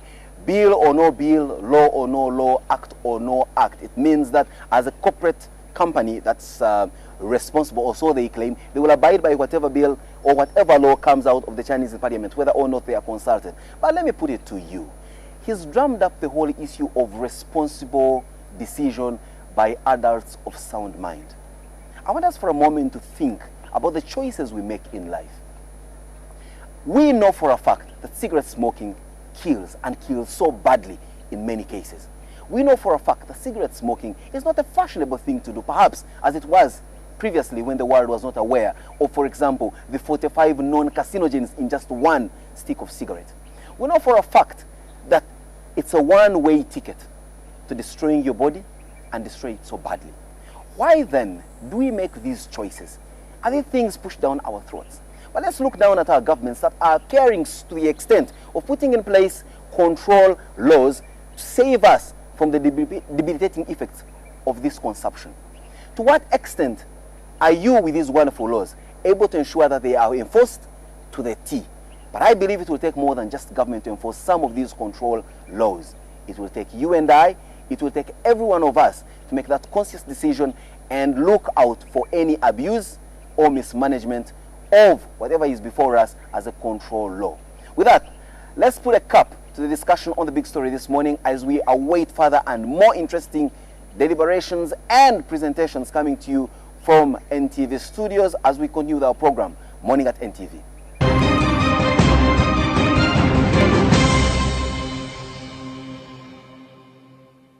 Are you and I ever gonna have a chance to be sisters? You want the baby to have my name? Would that be okay? Son, I'm happy you came. Yes, especially since I thought you were shunning all things Newman. I have my own reasons for showing up. What did you say about him? I'm sorry, attempted rape. Okay, look, whatever you think you know about him, you don't know his heart. If there is a way to make me feel more miserable, you will instinctively find it. You gave up the one woman you loved, and now you're having a hard time figuring out how to move on? I can't imagine who would want to hurt a good man like you. Okay, you know what? I don't need you telling me how to feel about Lily. Are you pregnant? No. Then why are you trying to alienate Tyler? Has something happened between the two of you? Are you afraid that I'm gonna do something to ruin your marriage, or that you will? Why don't we have a party? I'll bring Nikki and bring your siblings. How's that? Now, what are you gonna do? You gonna blackmail them this time, or are you gonna bribe them? Looks like Mommy's not the only one who knows how to make up a story.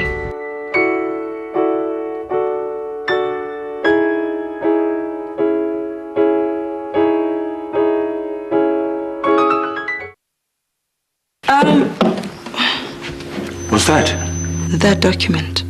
Oh, that. Just some business. I came to apologize. I have no right to interfere in your lives. I've eliminated the only evidence that links me to Ivan Chinawa's death. But you didn't have to kill another person. It's not like I've got anything to hide, Nene. Just go ahead. Victoria, how is it like to work for Miles Vilagazi? Blood seemed to matter not. Blood? Yeah, blood. I'm responsible for your father's death.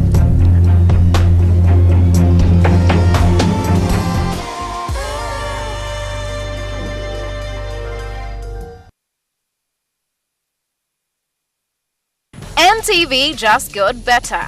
To enhance your enjoyment, your favorite soap La Patrona has been brought closer to home.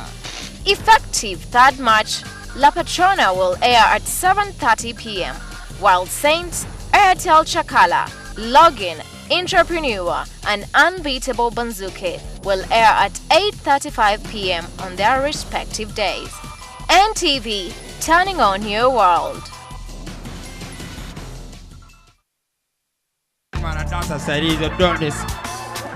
Aro, give me 5 stress, 3 gonorrhea. Kale muli wano, you think you've brought capacas? Omwana yena sobola gamba super deep. Si miaka jafe. I'm like, I like my swag too. So what about it? Then she was like, I also like your accent. That village accent. Now. Okay, why didn't you when you got political tayaka no muzanga nakajawa. Katina kambuza. Mukabete, why are you crying? Nikagamba basajengeri je bafulumiza mu lukwako. I think I'm Big Mitch. Larry Hoover. Put that in Kiprotich's accent. I think I'm Big Mitch. Larry Hoover.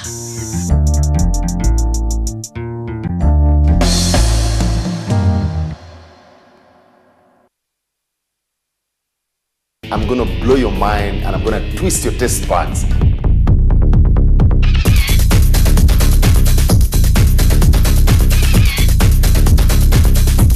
The flavors are already coming together. I can feel them. Very lovely, very appetizing, very powerful.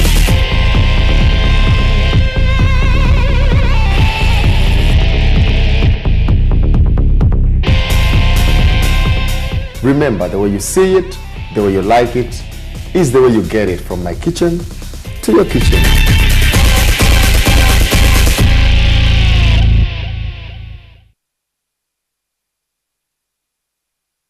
Oluvannyuma lwa lutalo abaana bangi batwalibwa ab'ekika era bulala basigadde abamu bajja ne babakima era twagenda mu Lukoola eyo inakasongola mu Buluuri twagenda mu Butale Babalaaro okubuuza omwana oyo mumanyi nti mukwate obutonde obwekonkome mukwate obutonde bwa Ebola mubuteeke mu nsigo omuzungu ayogedde palamenti muyise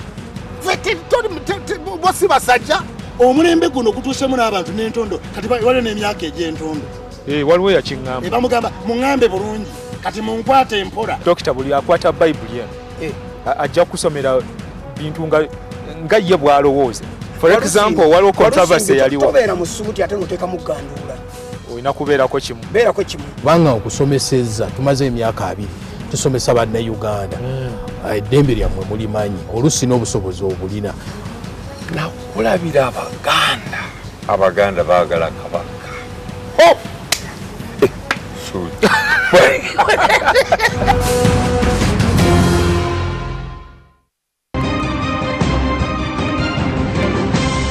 You're watching Morning at NTV with Simon Kasiate, Mabel Kebirunji, and Brian Mulondo. It's 5 minutes after 8 and we're still with Morning at NTV. If you're joining us on your telly in your office or at home, or some of us have car TVs or online, youtube.com/NTV Uganda Live. Now we have a couple of people joining us in the diaspora, the US of A. Mrs. Maria Chiwagama, thank you so much for joining us. And to the hundreds of you on our YouTube page, thank you so much. We're still doing this for the next hour, and I can tell you for sure what's coming up on Everyday Life today is something to teach you on how you can best manage your money, but also make it work for you.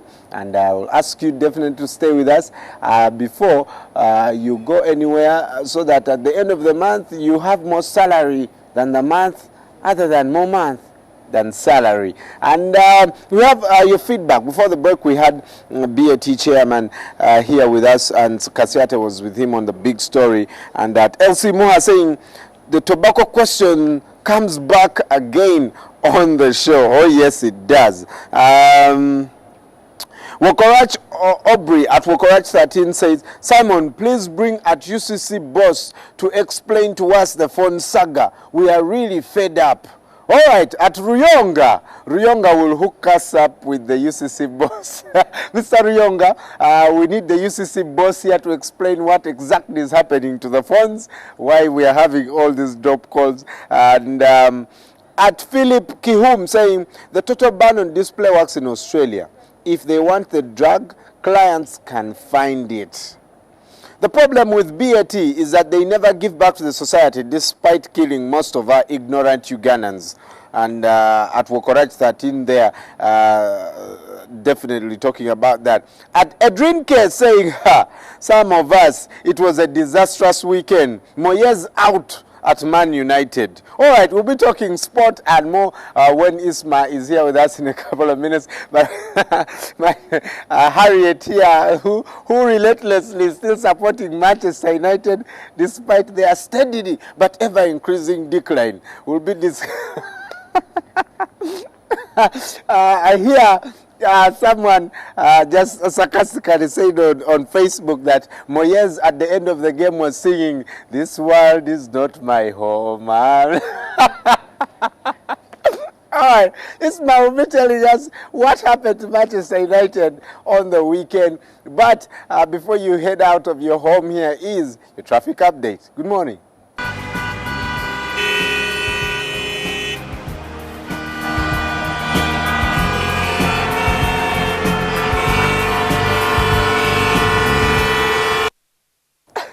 All right, it's 8 after 8. The Manchester United thing just seems to go on and on and on. All right, let's just have a quick look at what's happening on Chintu Road. Chintu Road there, and the traffic is really slow and steady. And if you're heading over to Nakumat or the Presidential Twin Towers here, or Parliament, or via the Winton Road at National Theatre, you can use Chintu Road at the Serena Hotel. Very, very clear, and you can use that. All right, and you can become our traffic reporter too by WhatsApping us a picture of wherever you are to 047 16730. That is 047 16730. Or please update us on Twitter and Facebook, and we'll let people know. That's all we had for you. Traffic update. Mabel standing by with your birthday wishes. Good morning. Happy birthday to you.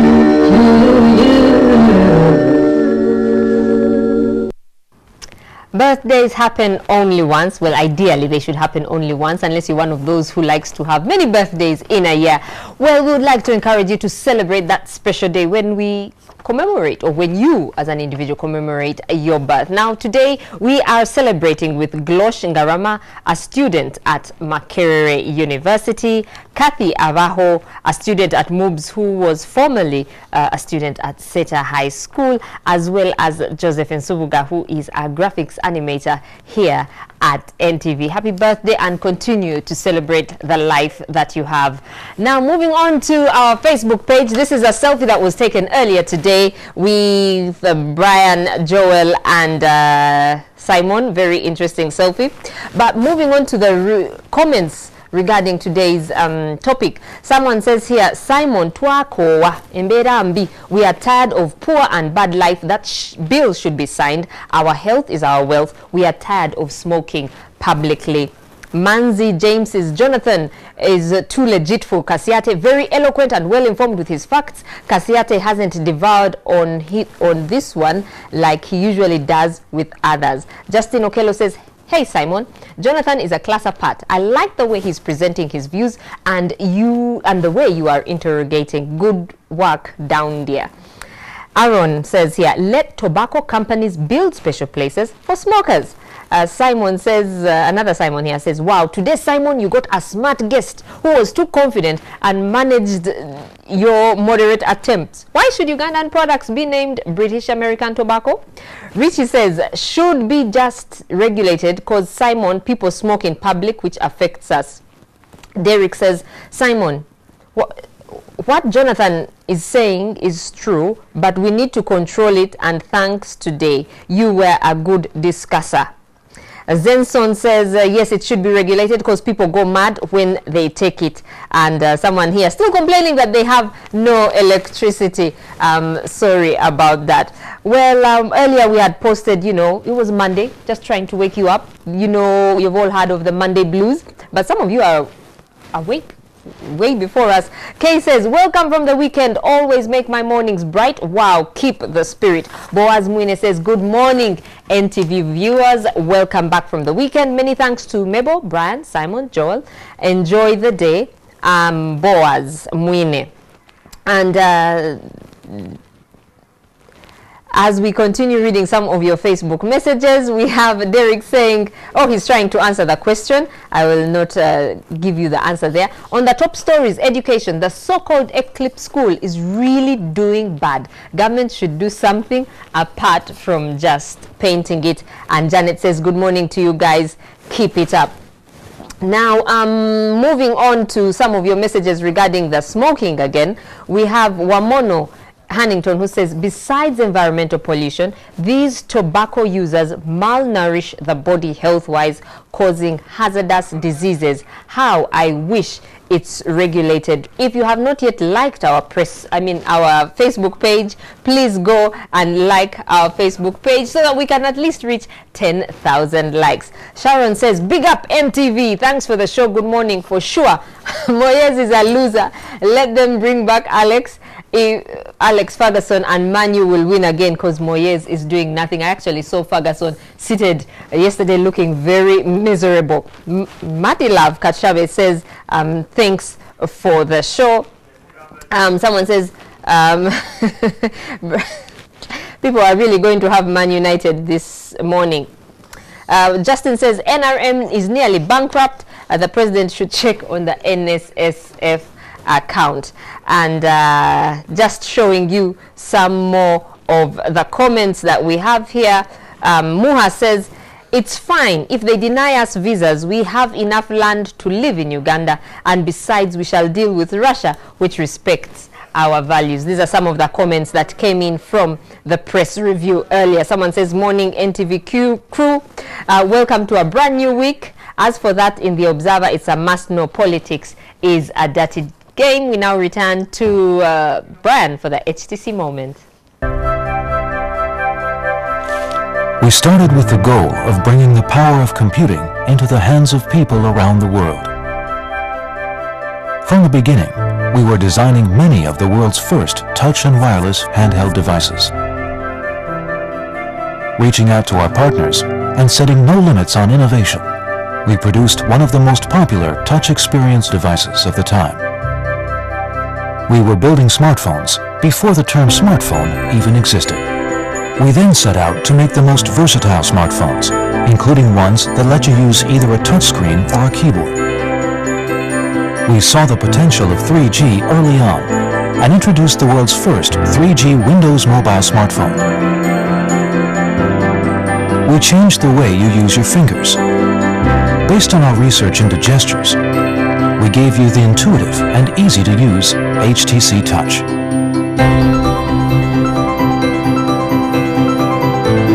We then announced a new way for you to experience the internet with the world's first Google Android smartphone. To give you the most personal experience, we introduced HTC Sense, a user experience that fundamentally changes the way you use your phone by making things work the way you expect them to. We once more revolutionized the industry by launching the world's first 4G Android smartphone. We integrated Beats audio into our phones to deliver the most authentic sound experience, enabling people to finally feel the music the way the artist intended. We created a one-of-a-kind phone with an amazing camera that outperforms most point-and-shoot varieties.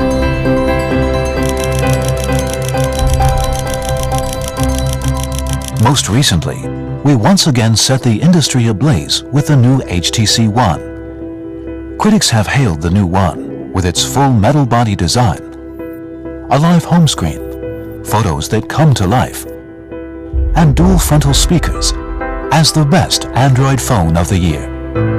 Curiosity and ingenuity have defined our history, and we're recognized by the industry as one of the world's most innovative brands.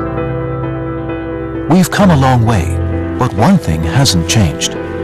It's people like you that inspire us to create the most innovative products in a world that becomes more connected every day.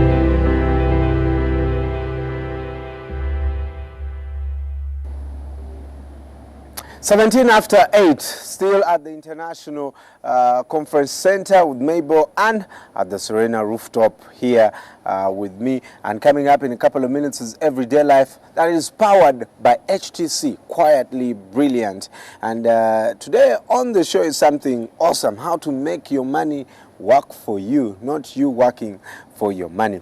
Before we head into that, the HTC is still going on with its amazing brands. In week 1, I talked about the HTC Desire 300, which we gave out. We've been giving out phones every week. We have up to 40 phones to give out for you. Elsie Muha, thank you so much for the activity that you have on Twitter. I'm seeing you've mastered how to use your HTC, and some of the other winners also posting on our Facebook page how they're enjoying the HTC. Now this week I still want to talk about the HTC Desire 500. And one of the things that has amazed me, of course, we know that it's Android OS 4.1.2, and it has what we call a jelly bean. That's the kind of version it is. And yes, it has a CPU, it's quad core, 1.2 gigahertz, Cortex F5, and if you have some phones don't have radios, but you can have your radio while on the go. It comes in colors of black and silver, just like the HTC One Max, and you can also use it as to document, to edit and write your documents, save. It also acts as a document viewer, a photo viewer, a voice stroke memo dial commands, and of course predictive text input. I talked about that last week. Now, one of the other things is active noise cancellation. If you're in a place like Chiseka Market and you don't want the other person to... Some of us lie on the phones all the time. Where are you? I'm in Gaba. Yet you are somewhere else. This thing can actually cancel out any other noise. So maybe it's a good device for lying. You can tell the person, I'm home. Yet you're in Old Kampala where there's too much noise. So grab the HTC Desire 500 at the HTC Hub Forest Mall. Today there are also lots of other models like the HTC Desire 600, the HTC Desire 300, 400, the HTC One Max, and the HTC One. All from HTC, quietly brilliant. Now, before you jump head first into the riskier financial waters, we need to make sure that your money is absolutely working for you. Find out in a couple of minutes on Everyday Life. Good morning. It's the first thing you see in the morning and the last thing you see at night. It stresses you out. It calms you down. It helps you remember. It helps you forget. It keeps you connected. It's the only thing you own that is always within an arm's reach. Which is why you don't need to get a phone. You need a phone that gets you. And you. And you. And we are HTC.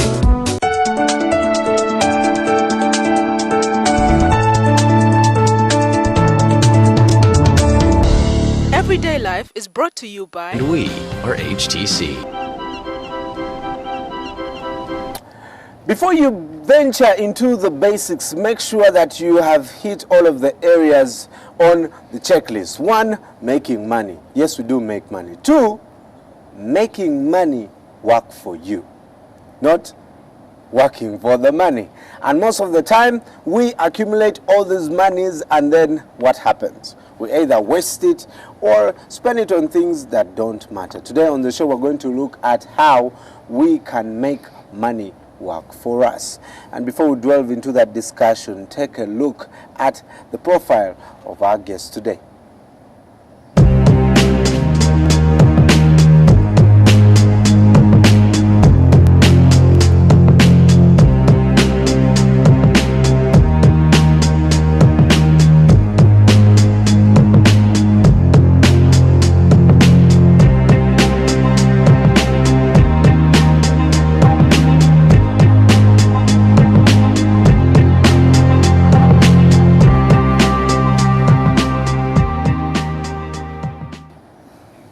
Daniel, welcome to the show. Good morning.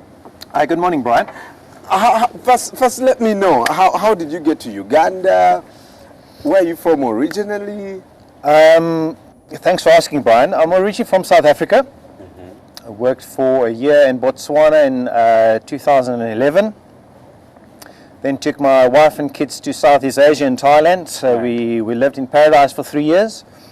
And then about a year and a bit ago, I got the opportunity to actually come back to Africa and do some stuff here in Africa. And I decided to put some roots down here in Uganda. So I've been in and out of Uganda for about a year now, the last year. Wow. So that's how I got introduced to Uganda. Right. I want to also, I think the thing that is on my bucket list is visiting Thailand. And beautiful. Beautiful. Beautiful. Yeah. Cheap to visit, low cost of living. Cheaper than Uganda, as a matter of fact. Really? Even the food on the roadside is cheaper. And obviously the exchange rate's also in your favor, you know, at the end of the day, yeah. So you've tested our Rolex? Oh, absolutely. Matoke is what I eat, matoke and beef. I eat in Nigeria 1 where I live, at Steele's restaurant. A little local guy that makes homemade food there, so really enjoy it, yeah. Awesome. Well, welcome to the show, Dan. Most of us will spend our time working day by day, and someone the other day said, at the end of the month, we have more month than salary. Absolutely. Right? Instead of more salary than month. Yeah. And so today we're going to look at that. Send your feedback, comments, your questions on our Twitter and Facebook platforms, but also the SMS line is open. You can send that to 6565. What goes wrong? We accumulate all the money. It comes in. It's a lot of money.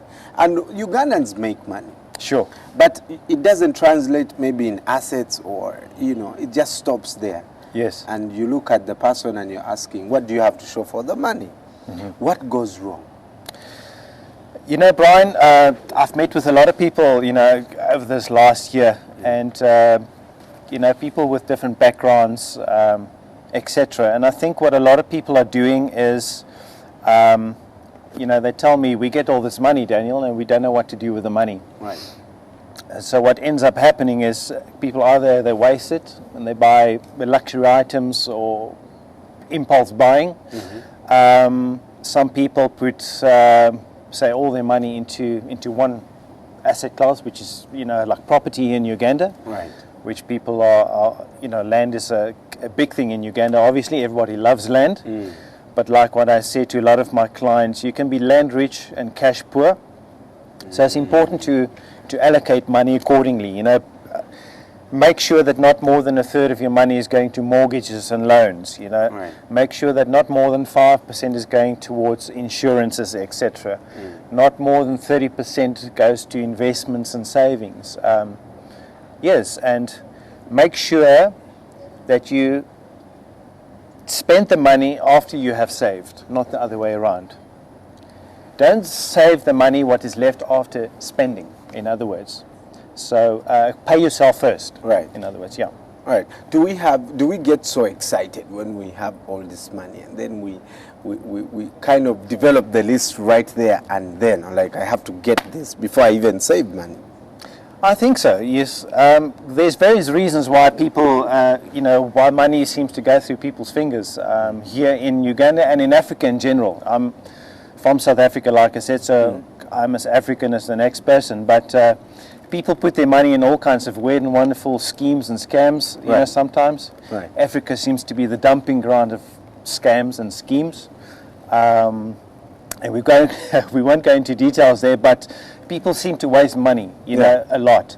And screens. Absolutely. Yeah. Right. So, you know, I recommend that people, you know, put their money into a medium to long-term saving solution, something decent, reputable, with a reputable organization, with, you know, with a track history, and those solutions are available for people that just ask the right questions, you know. Right. How then do you make, you know, I like the concept of making money work for you. Yes. I think, you know, the most important thing, Brian, is just to diversify at the end of the day. Like what I said, you know, you can make some really good money in property alone. I was big in property in South Africa. Right. You know, but like with any asset class, you know, sometimes things go up and sometimes things go down. Yes. So it's not good to put all your eggs in one basket. never ever does all asset classes all perform badly all at the same time. So sometimes, you know, property might be down and some other asset class might be up. So that's the idea behind, you know, diversifications. Don't put all your eggs into one basket. Don't only buy property.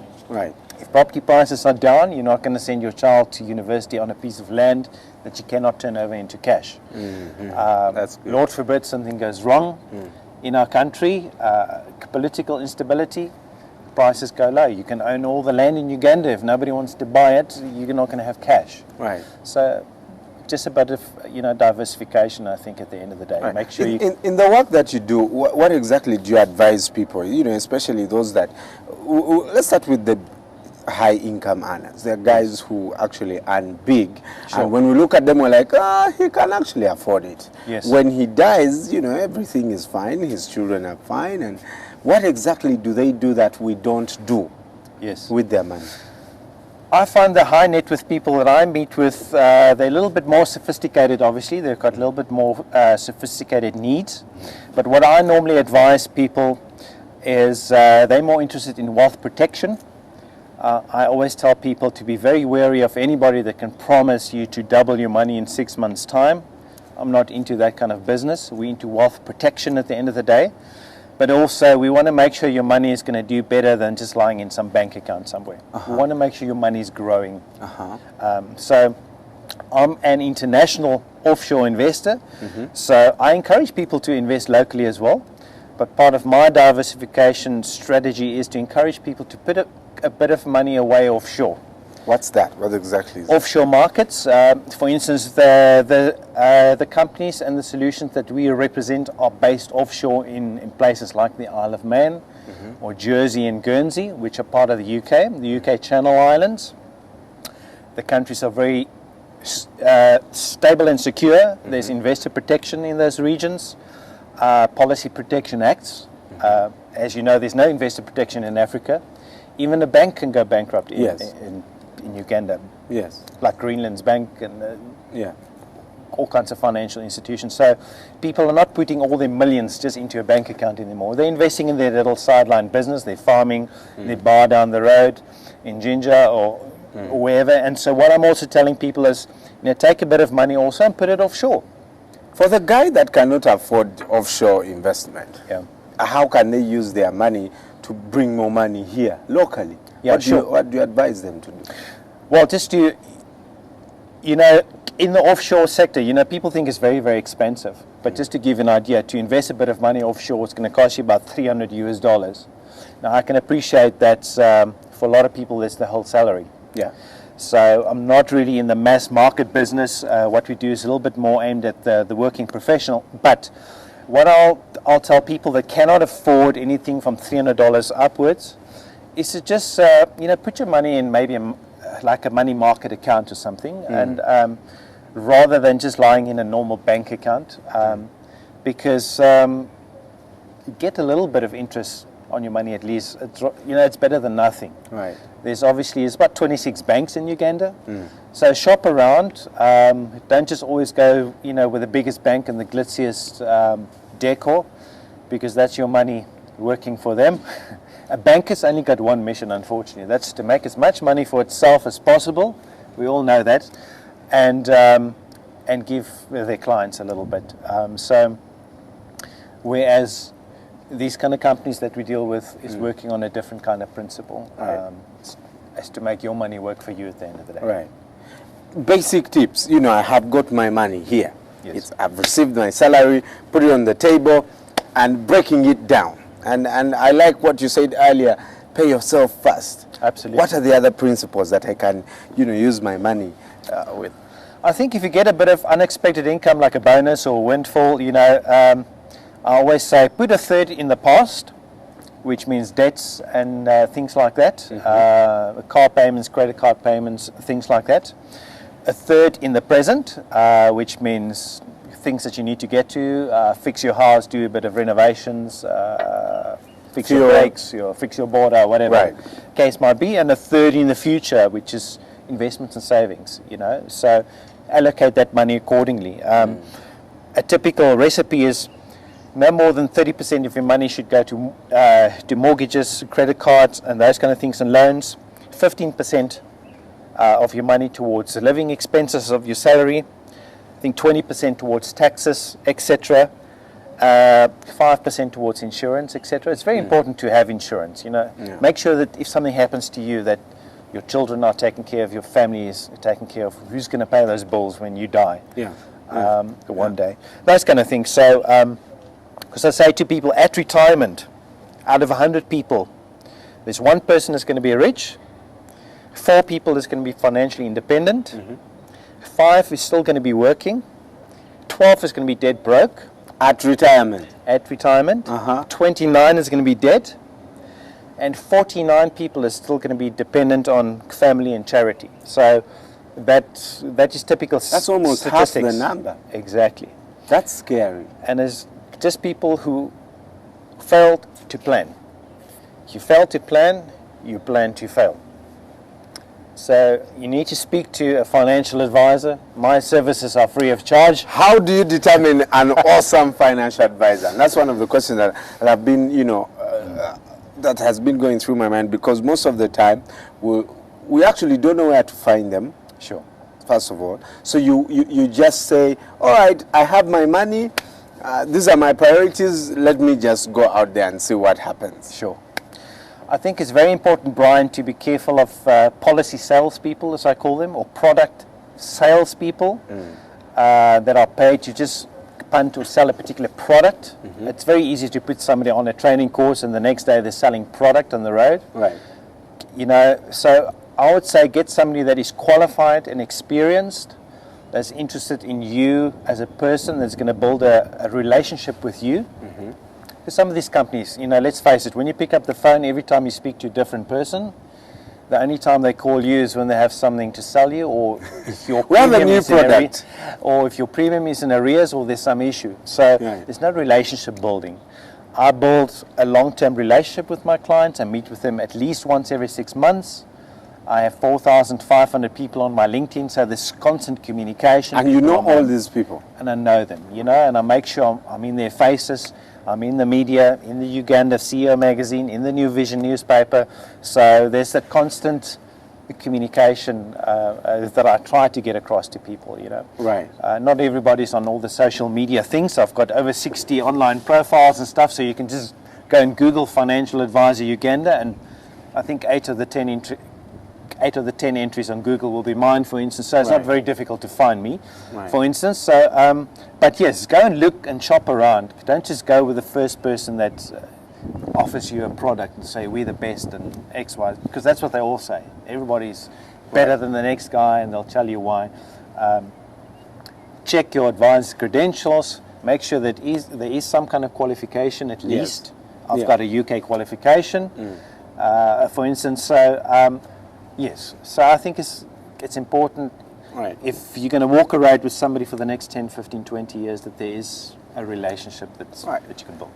My British mom always keeps saying, I have to call my financial guy to advise me whether it's wise to do this and this and that and this and that. And I'm always thinking, come on, the opportunity is just there, just buy it, just do this, invest.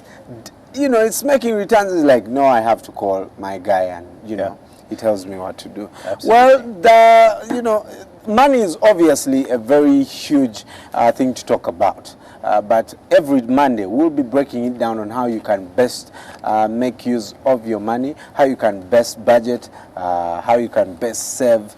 A couple of tips for you. So that at the end of the day, when you're retiring, you're not dead broke and relying on charity, which is the order of the day in Uganda, but you are actually financially independent. Daniel van Niekerk. That's correct. Van Niekerk. Van Niekerk was here to tell us about how you can make your money work for you.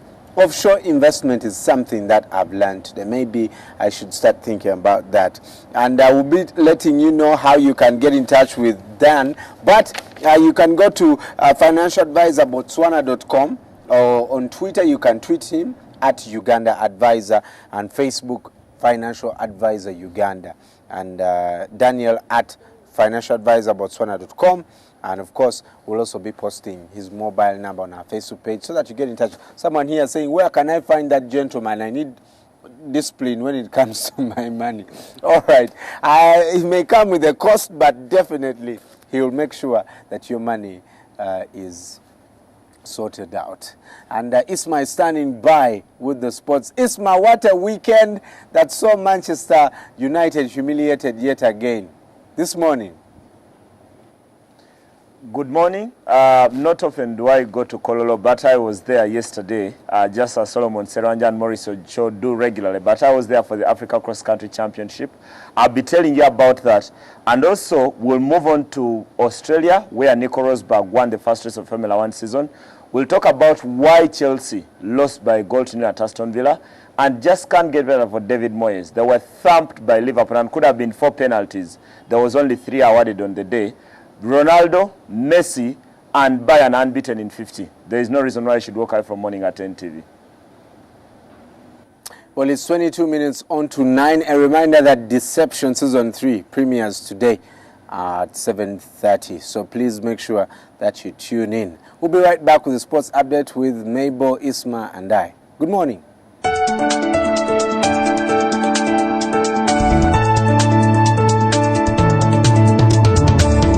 Everyday Life was brought to you by... And we are HTC.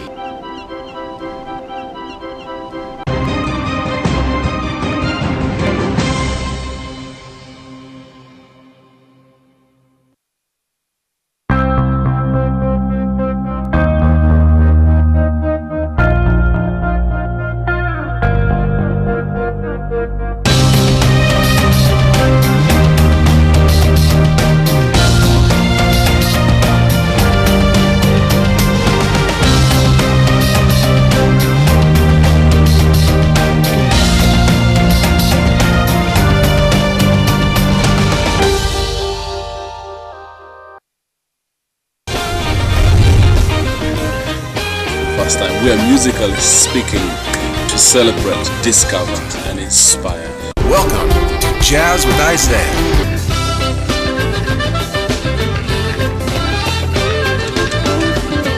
A musical venture that is entertaining, educative, informative, and inspiring.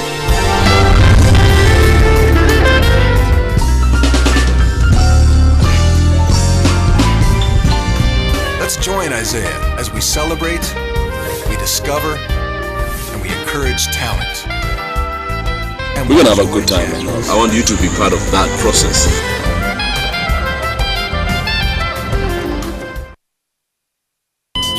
Running out of airtime can happen to anyone. The next time you recharge, simply dial *161# to get going again. On the next episode of La Patrona. Yes, I'm a man and the owner of this house. I provide for you, for my daughters. Go be with Shakan. Let him take care of you. Go on, go. Go to the dollhouse. Let's see if they take you in, you old worn-out hag. Well, you can say things too and you think that I don't think or feel. Come on.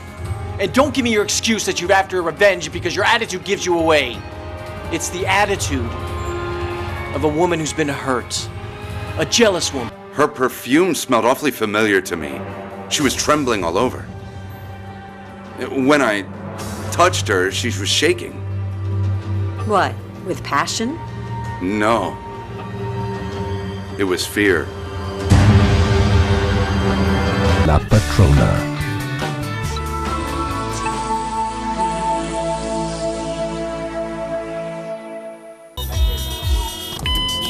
At Orange, we know that running out of airtime can happen to anyone. That's why we bring you Wetase. Simply dial *161# to get going again. Convenience changes with Orange. Today changes with Orange. Are you and I ever gonna have a chance to be sisters? You want the baby to have my name? Would that be okay? Son, I'm happy you came. Yes, especially since I thought you were shunning all things Newman. I have my own reasons for showing up. What did you say about him? I'm sorry, attempted rape. Okay, look, whatever you think you know about him, you don't know his heart. If there is a way to make me feel more miserable, you will instinctively find it. You gave up the one woman you loved, and now you're having a hard time figuring out how to move on? I can't imagine who would want to hurt a good man like you. Okay, you know what? I don't need you telling me how to feel about Lily. Are you pregnant? No. Then why are you trying to alienate Tyler? Has something happened between the two of you? Are you afraid that I'm going to do something to ruin your marriage, or that you will? Why don't we have a party? I'll bring Nikki and bring your siblings. How's that? Now, what are you going to do? You going to blackmail them this time, or are you going to bribe them? Looks like Mommy's not the only one who knows how to make up a story.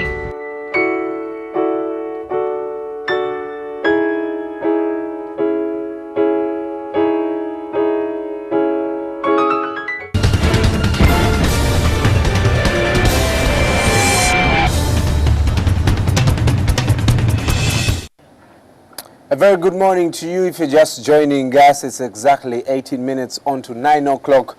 And before the break, we had Daniel von Nierkerk, who is Nierkerk. Okay, I'll get used to the name. And who is a financial advisor here in Uganda, telling us how to make sure that your money works for you. Mine does. Good morning. Ismail, you're an investor in betting, right? I do a bit of that. It's something that I wouldn't say passionate about, but I think it's important in this growing business, and we've been made out to be experts in terms of giving people betting tips. But I'd love to tell people to do it a lot more responsibly. Right. A lot more responsibly. Yeah. Right. Yeah. Well, in a few weeks to come, actually, we'll be looking at some of the dangers of sports betting, because people are becoming addicted, and it's making them lose lots of money, and others committing suicide. So we promise you there'll be a full feature on one of the investors. A weekend, obviously humiliating for a few people, but let's go straight. And the director is saying, you know, we don't have enough time, so let's not talk about Manchester United, but we'll talk about Man United in a couple of minutes. But let's first go to, you know, golf. I was there at the handover of the lady captain from Agia Simwe Konde to Dr. Katie Kabengi. But of course, Flavia Namakula, you know, doing her thing. Yeah. And the guy, I always forget his name. For the professional? Yes. Dewa Kope. Dewa Kope, scooping 5 million shillings on the weekend. Did either Agi Konde or Namakula, you know, who was your favorite? Who stood out for you? I think eventually it was Maria Difonso who won the overall there, posting a 69 net. Yes. Flavia Namakula could only get 71 net and only get the Group A trophy. But eventually, as you read from the mode, there was so much celebration of what the outgoing lady captain had done for the club, sponsorship, the number of tournaments, the ladies' night at the golf club. So there was probably there is hardly anyone today who remembers who won, unless you're picking a newspaper today and reading, because no one really concentrated on who the winner was on the day. There was just a celebration for the past 2 years, and probably setting the benchmark for who is coming in. And I love the fact that one of the things that was done, the portrait that was handed to Mrs. Asim was that of her hitting the ball out of a bunker, scooping the ball out of a bunker. Right. So when you have that kind of thing, it's a kind of challenge that every golfer understands very well, how to get the ball out of a bunker. It was a brilliant idea from the executive, whoever Uganda Ladies Golf Union, whatever they chose to pick that as a portrait, as a send-off, was amazing. But Maria Difonso, eventually, the winner for the women, and Dewa Kope for the professionals. One of the things that stood out for me, you know, at the event is the fact that the ladies section introduced something for the caddies, and you know, I think it was awesome. Some of the greatest golfers in this country have been caddies. Yeah, it's something the ladies hadn't done, but the men have done before.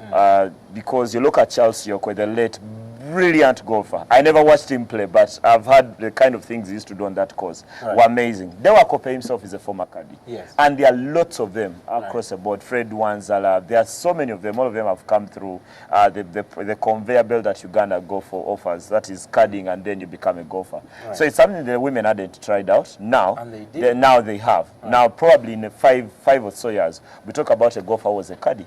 There's a girl who posted 68 net, and you know, she has just been playing golf barely a year now. That is hope for you, Brian. Even if you missed the ball. You know, that was kind of awesome. Well, the lady captain, Aggie, they are bowing out and making way for Dr. Katie Kabenge. Another 2 years.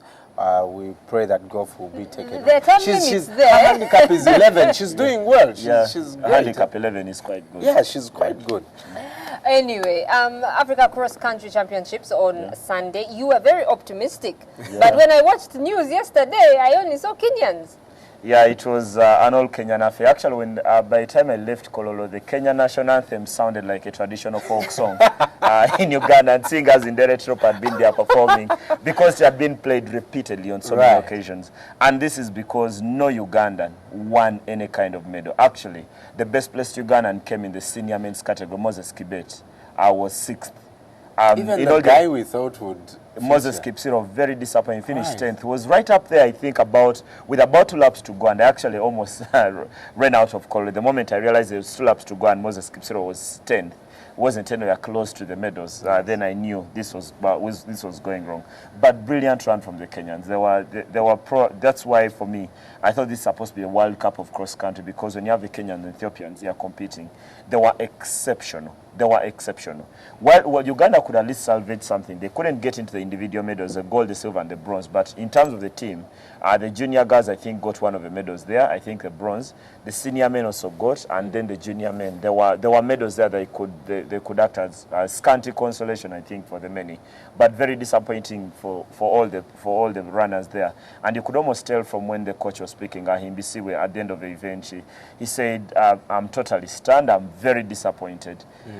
The best Ugandan only finishing 6th, but you can't take anything away from the Kenyans. They were brilliant. They were brilliant. Awesome. They ran the course that this was a Kalenjin mountain somewhere in Kenya.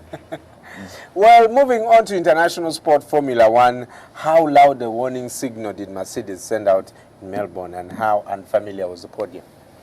First of all, coming into the season, there was all this talk about Mercedes being the favorites. And for me, they delivered on the promise, just getting one car to win the race, and that was Nico Rosberg. The disappointment for them that the loud signal is half-hearted, because Lewis Hamilton couldn't get past the 4th lap, and he bowed out like that. But the bigger disappointment at the end of the entire event, I wish Danny Ricciardo had got that 2nd place. The Australian had received the loudest cheer throughout the weekend, from Friday, from practice to qualifying. And when you crossed the line, you could almost think Danny Ricciardo was the first car to cross.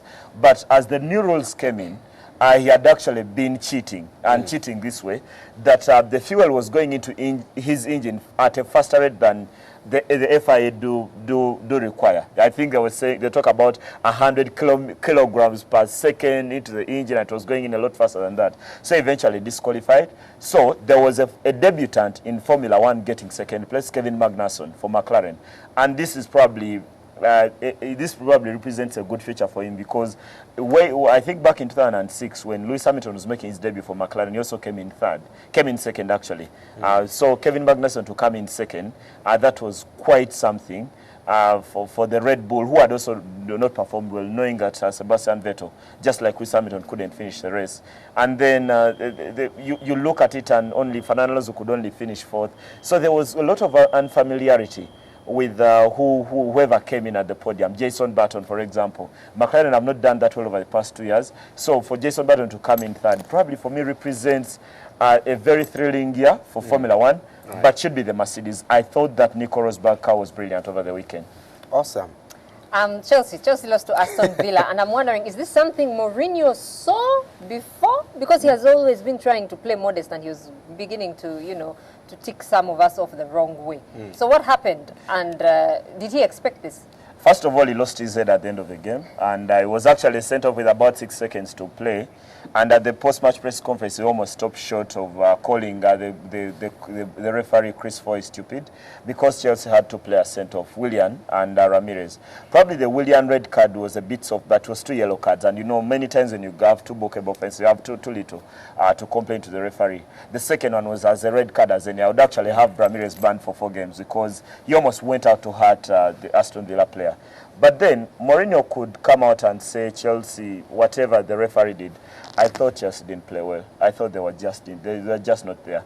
And lest we forget that Chelsea don't win at Aston Villa. This is on 5 occasions that Mourinho has been at Chelsea.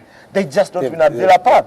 And actually, the last game when Mourinho was sacked at Chelsea, the Mourinho one era, is that they lost 3-1 at Aston Villa, and on Monday he was gone. So, for me, whatever I might think about the game, I don't think that the performance in there. They've failed to figure out how to beat Aston Villa. Because sometimes when the big teams lose, you could go out and point. The goalkeeper was brilliant. Brad Guzan, there was nothing like that. They were just outplayed for me, especially in the second half. Chelsea were not good for that point even. Right. Man City and Liverpool win both their games. What a humiliating game for Manchester United. But there are too many penalties, so probably they can ride on that and say that they were not really proper. You know what? I'm a great admirer of Manchester United. You know, and I somehow believe that they are going to get the Liverpool game right. And actually, talked about it on Friday. I thought United can't be lacking in motivation. They would go and get the result. Yeah. And I actually went for them to win 2-1. But they were shredded. It was a bit like skinning a cat. They were skinned. They were not there. Over 90 minutes, had one shot on target. So they could go and cry about how Liverpool awarded a penalty for the Raphael handball, and which wasn't awarded when Glenn Johnson actually had the ball hit his hand. And I always remind people that in the rules, the handball is only the referee who can decide whether it's a handball or not. A ball to hand and a handball, they're totally different. It's only the referee's judgment. But while United can look at the decisions, there is even a penalty that Liverpool should have been given. Michael Carrick clearly tripped Daniel Sturridge in the box, and that should have been a penalty. But they didn't show up. There was only one team that tried to win that game, and that was Liverpool. And they deserve every bit of a 3-0 score. And actually, you could tell it from Brendan Rodgers' press conference after the game, when he said we should have scored at least 3 or 4 more. That tells you probably the game should have been 6-0 or 7-0. Right. And it would have been a lot more helpful for Liverpool in terms of their title ambitions. Must be good for Liverpool, yeah? Getting such a result, and I think the title race is still, you know. Of course, there's only 6 points between first and fourth. Fourth place team being Man City, which shouldn't be the case at this point. But I think Liverpool have got, the belief keeps going up. Everyone thinks Liverpool can win the title. And actually, Rodgers was asked about the title, and he said, we can't win it, but you guys can go right what you want. Because he really knows they can win the title. They've scored 76. I keep on updating the goals that Liverpool have scored, because they are on a roll, you can only compare to Barcelona and Madrid, and just because Barcelona did score 7 yesterday against Osasuna, but you can see the number of goals they've scored. And with Luis Suarez and Sturridge, I've said it repeatedly, when you have 2 goal scorers of that caliber, you have a chance of winning every game. And Liverpool have a chance of winning every game just because of the players they have. Okay, the title running may not favour them because they still have to play Chelsea and Man City at Anfield. The other games are relatively easy. Cardiff, Crystal Palace, and all the other teams are right around there in the bottom 10, who are very tough in the final 10 games of the season. But Liverpool should be in the conversation for me with 5 games to go. Now I understand why Wenger was dying to get Suarez. Yeah. 25 goals now. Yes. Yeah. 25 goals, yeah. Arsenal, what happened? The derby, we're very excited about the derby. And they do win this, and I almost thought they would go and win, and they won this by a goal to nil. Thomas Rosicky with the goal in the 2nd minute. A solid defensive performance from the Arsenal, and I've had a lot of argument about, I think Arsenal are playing some of their best defensive football since Arsene Wenger took over in 1996. And to go and win a game by a goal to nil, when they were in the back foot for most of the second half, is a testament of how well Koscielny and Laurent Koscielny and Pameta Saka I always don't trust them. You don't trust them. You don't tend to. I do trust them I think Flamini is a beast in the midfield. Whenever I saw Adebayo, because he was everywhere, I kept on remembering what he said on Friday, that that guy may decide to run the whole field. I almost thought I wanted the game to end so fast, because I was like, this guy is going to be a draw. It's going to be a draw. Even run out of the field. I have a very tough job every morning, sitting in between 2 Arsenal fans and trying to sound trying to sound neutral. Moving on to Spain, did the importance of Ronaldo to Real or to Costa or Atletico just get elevated in the title race? I think it was because Real Madrid, while they beat up on Malaga, they didn't play that well. They had the chances, but the chances weren't a result of them being in control. So the Ronaldo goal, which is right around his 50th for the season, It's amazing that he's getting that kind of number of goals for this season. And if Madrid are going to win the league, Ronaldo has got to score a lot more. He was a bit wasteful in this one, as a bit up on Malaga. He threw away 2 or 3 chances. Isco wasted another. Di Maria wasted another. But Madrid, while they created all this, they weren't in total control of the game. So the importance of Ronaldo to Madrid, for me, just gets elevated every other week. And the same way, if Atletico are going to stay in the conversion for 3 games to go to the end of the season, then Diego Costa has got to keep scoring. He did get one in a very gritty performance for Atletico as they struggled to break down Espanyol. But Diego Costa got them that lone goal that got them the 3 points, and they stay right 3 points behind Real Madrid, which is probably, for me, the biggest thing for Atletico to happen this season. Yeah. Bayern keep winning. Yeah. Dortmund keep losing. What do we need from Bayern? What more do we need from Bayern? Last season they won the league with 6 games to spare. They are trying to win it probably with 10 games to spare. That's one. They are now unbeaten in 50 games in the league. Hard goals from Mario Mandzukic and Bastian Schweinsteiger, who struggled with injury this season to beat up on Bayer Leverkusen. So what more can Bayern achieve? That 100-goal mark is something they should be looking at.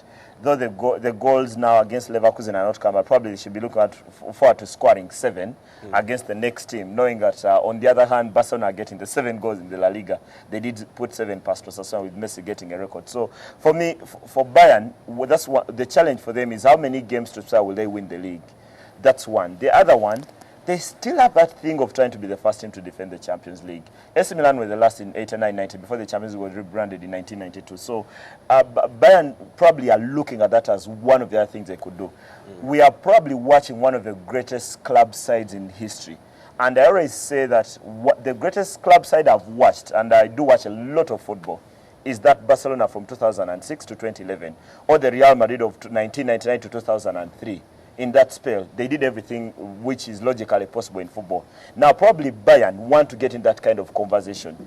The Madrid, the Barcelona, the Ajax of the 70s, the Bayern of the 70s, or probably the AC Milan of the late 80s and early 90s. They want to get in that conversation. And the Man United of the treble. The Man United of the treble, yes, back in 1999. So they'll probably want to get in that kind of conversation. And Bayern, now unbeaten in 50, probably when they go the season unbeaten, and then go on and win the Champions League for a second success, which I'm not backing them to do, then they'll be right there with Barcelona, Milan, Ajax, Manchester United, Real Madrid. Right. Well, CNN, they are doing a documentary on the best in the business and featuring Bayern Munich. Definitely on a roll. Let's quickly go to Italy. Juventus, Napoli, and Roma. How did the Giants perform? First of all, Napoli are at Torino tonight, while Roma host Udinese, but they got Juventus are doing their business. They're now 17 points clear. Would you believe it? They're 17 clear. It's like there's no competition in these leagues. There is hardly any this season, and that's because the teams that are winning the league have elevated themselves to that kind of level. And Juventus winning a very tough game at Genoa. Genoa had only lost once in the last 10 at home, but that Andre Pirlo free kick, it just keeps turning the clock back. If Andre Pirlo had a clock, it's probably static. He's been playing at that level for about 10 years now. Does the same things you saw him do back in 2004 or 2003 when Juventus got to the when actually Milan got to the Champions League final.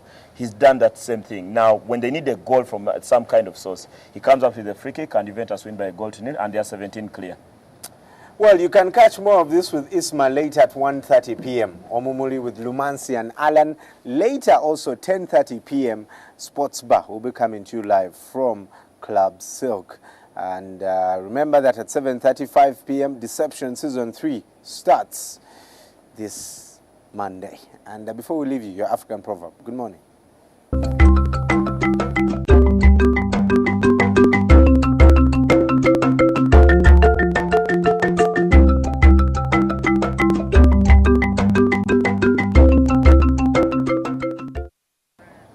He who thinks he is leading and has no one following him is only taking a walk. And this is from Malawi. I think that's true. You're just leading and no one is following. No one is following. You turn and you're like, Is that supposed to have for so many politicians? They see themselves as leaders, but the people are following. And so in this case, what this represents? Probably one football team out there Oh, actually, Don't talk this is about Bayern football. Munich. This is Bayern Munich. They are leading, but no one is following because they're 23 clear. They are, I think, about 70. They are about the 70-point mark, and the team in second, which is Dortmund, has 48. All right. So there is no one following. So Bayern are taking a walk to the title race. Someone on Facebook say that he's going to stop supporting Manchester United and joining JEMA, the political party here in Uganda. Things are that bad. Quickly going through your messages before we leave. Brian, trust me, Liverpool are on the trophy and more than people think. And United players are psychologically affected because whenever they concede a goal, it's hard for them to come back. Remind Brian that it only took 19 minutes to score 3 goals, which saw Ghana's humiliated with 5 goals. But Arsenal is in a better position. Thank you for answering that question for yourself. Seriously, I myself was disappointed in Ugandans. How can they fail to even get 1 gold medal in Kololo? Well, we have about 200 likes to make it to 10,000 people on our Facebook page. Let's do it by the end of the day. Invite your friends to like our page. You can also go to Twitter, morning at NTV. And until tomorrow, remember Deception premieres, season 3 premieres today, 7:35 p.m. To all the Manchester United supporters, there's always hope. Hasta la vista, baby.